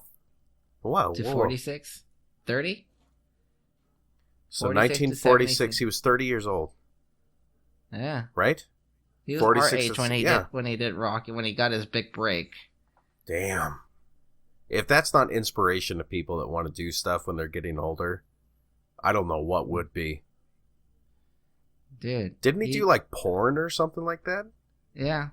Well, I mean, I don't think he did like he definitely wasn't like Peter North or anything like that. I think he did like a film. Well, he did Paradise Alley, because he needed money, right? Yeah, I think that's what it was. He needed money, and it was like, all right, that's what I get. I'm just swinging dick here. Have you ever actually watched his movie Paradise Alley? No. I mean, he directed it and everything, but I'm pretty sure it was before. No, it was right after. 1978. So, 2 years after he did Rocky, he did Paradise Alley, and it wasn't really a good film. I hear a lot of people like tell me that they've seen it and that it was a really, really good movie, but I think they're just saying that, like just because it's Sylvester Stallone. Because if you watch the movie, it's kind of shit. It's kind of shit. Yeah, it's it was written by him and directed by him, and I mean, if you know anything about Sylvester Stallone, I'm not gonna say he got lucky. I think like his one-hit wonder was Rocky, and he just kind of like expounded from that. And he wrote Paradise Alley, and it just wasn't very good. You know, like how some people like they have that one great idea, but they don't have anything else. That was Rocky for Sylvester Stallone. You know. I mean, hey, whatever. I've never seen it, but like I said, if I look as good as he does at 71, I'll be pumped, dude. Fucked. I mean, yeah, I've heard about the whole plastic surgery that he's got going on and all that shit. Oh, fuck that. The plastic surgery he got was on his mouth because he had that accident when he was a kid. Oh, well, I don't know the details of it. All I know is that, like, I've heard the rumor was that his pecs and his, like, abs were, like, all plastic surgery and stuff. And I'm okay, then what about his arms and his legs and his back? Yeah, that's what I'm saying. I'm thinking, like, yeah, I don't believe that one. But he still looks old. That's the whole thing. It's like he looks like an old, muscular guy. Yep. So, like, how can you say that's plastic surgery? If it was plastic surgery, they would look like something is very unnatural about it. Yeah, that's what I'm saying. Like, I'm saying that's what I've heard, that what they say was about Stallone, but I don't know. I don't think he's a silicon. I'm going to get a picture of him now, like Sylvester. But you know, Jackie Chan at 63, that's why I say he's still young. I guess for Hollywood, it's still. How old is Dolph Lundgren? Dude, I don't know. Dolph Lundgren. I don't know. I don't even. This. We're going in a whole. We were talking about YouTube. I know. I kind of capped it off when you were gone for like that 30 seconds, but that's okay. I mentioned that, like, I had been busy and that you're going to kind of take over, like, getting it all uploaded and everything, which I really do appreciate, by the way. Oh, so the first 10 subscribers, right? As soon as we get t-shirts going on, we'll send you a t-shirt. Absolutely. I'll send you a t-shirt. I'll even sign it. Well, with Lonnie's cocked inked.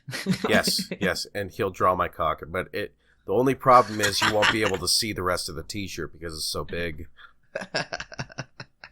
You see, yeah, okay. Dolph Lundgren's only 59 years old. Jeez, he looks worse than Stallone does. Yes, he does, and he looked way better than he did in Rocky IV. Yep. I mean, not saying that Stallone looked bad because he was fucking jacked in that movie. There was just something about Ivan Drago, Back when you were a kid watching Rocky IV, still my favorite Rocky movie. But dude, he was fucking buffed up, man. He was fucking scary, especially for the fact that Sylvester Stallone's like 5'7". Have you ever seen the interview of him when they did that fight scene? No. Rocky was like, "Punch me for real." Oh my god, dude! You know Dolph Lundgren? Yes, that's a bad idea. Him. He almost gave him a heart attack. He almost made his heart stop. Jesus, I think it's on Jimmy Fallon or something like that, where you can find Dolph Lundgren's like interview about Rocky, and he's like, "Yeah, motherfucker told me to punch him for real." Dude, that's a bad idea because I'm pretty sure that like Dolph Lundgren's like 6'3". And he's a martial artist. Yeah, like actually powerful. It's like, okay, I guess I'll hit you. Yeah. Well, fucking punch him for real, dude. The thing I know about Dolph Lundgren is the dude's got like two master's degrees or something like that, and like a PhD in something else. I mean, he's super smart. Yeah, I know he has a degree in chemistry, but I don't know if it's a PhD or a master's degree. Well, let's look at it. Let me see. He has a master. Oh no, I'm sorry. That's Masters of the Universe. He does have that movie. I used to love that movie. I still love that movie. Come on now. It's Did you hear they're redoing that movie? No. Yeah. Don't. Yeah. Okay. I'm gonna just say this. Well, there are some movies. Are they gonna put clothes on He-Man? I don't know, man. I'm just going to say that there are some movies that should be off limits for redos. And some of them are, yes, a little bit more ridiculous. And, like the younger generations just won't understand them. They'll think they're terrible. But to us, they're sacred. Like kind of like Beastmaster. It's like, don't touch it, man. Just leave it. If there's a remake about Beastmasters, I can see the guy who played Tarzan. Oh, dude, don't. I can see him, but there's definitely not going to be any boobies.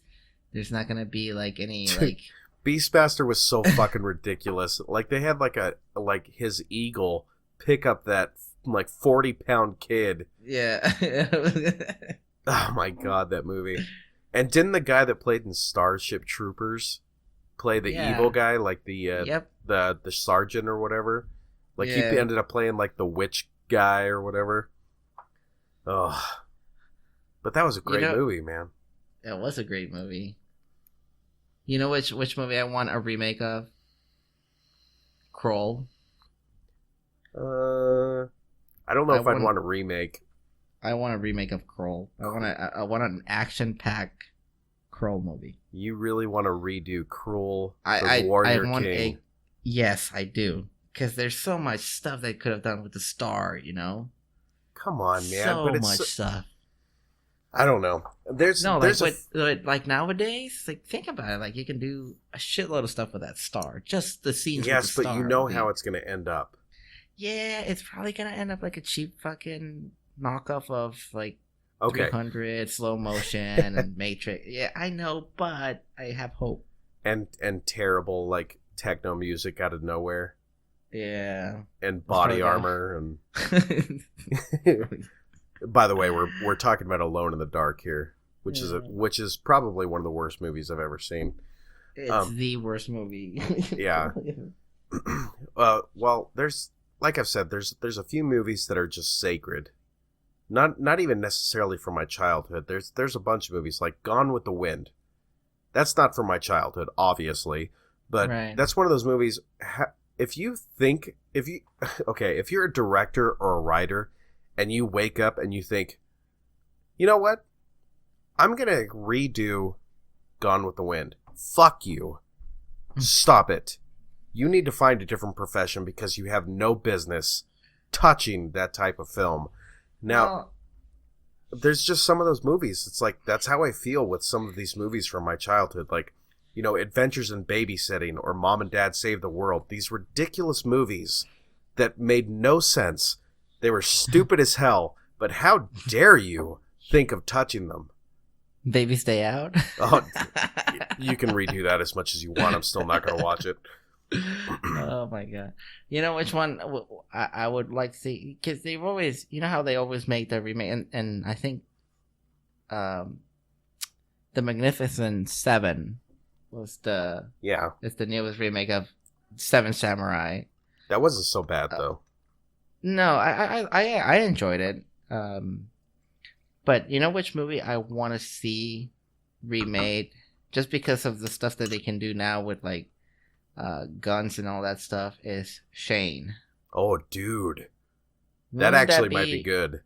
That might be good. A good one to remake, and not this. Don't give me this fucking Lone Ranger bullshit though. Like, oh god, dude, I don't want to go down that road, please. That'll make me sad. No, but. If they do like 310 to Yuma, like the remake was actually really good. I love the new 310 to Yuma. Like True Grit was really good. True Grit was good. So but that's the whole thing.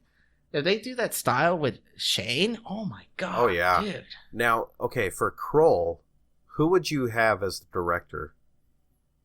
Kroll? Yes. I don't know. I haven't. I don't. Joss Whedon. Definitely not J.J. Abrams though. No. Oh my god, no. You know what? No. I give the guy some credit because he actually tried. And I'm not saying that I think that the new Star Wars film was bad because I don't agree with you on that certain level, and I'm not going to get into it, Sumi. Did you see the trailer for Last Jedi? Yes. That looks good. I haven't.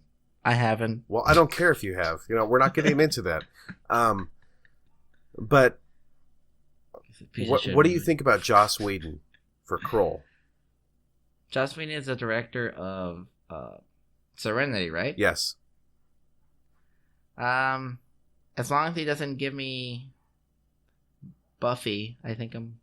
No. That's the whole thing with Joss Whedon is like he's like the kind of like the go-to for any, not superhero, but like fantasy epics.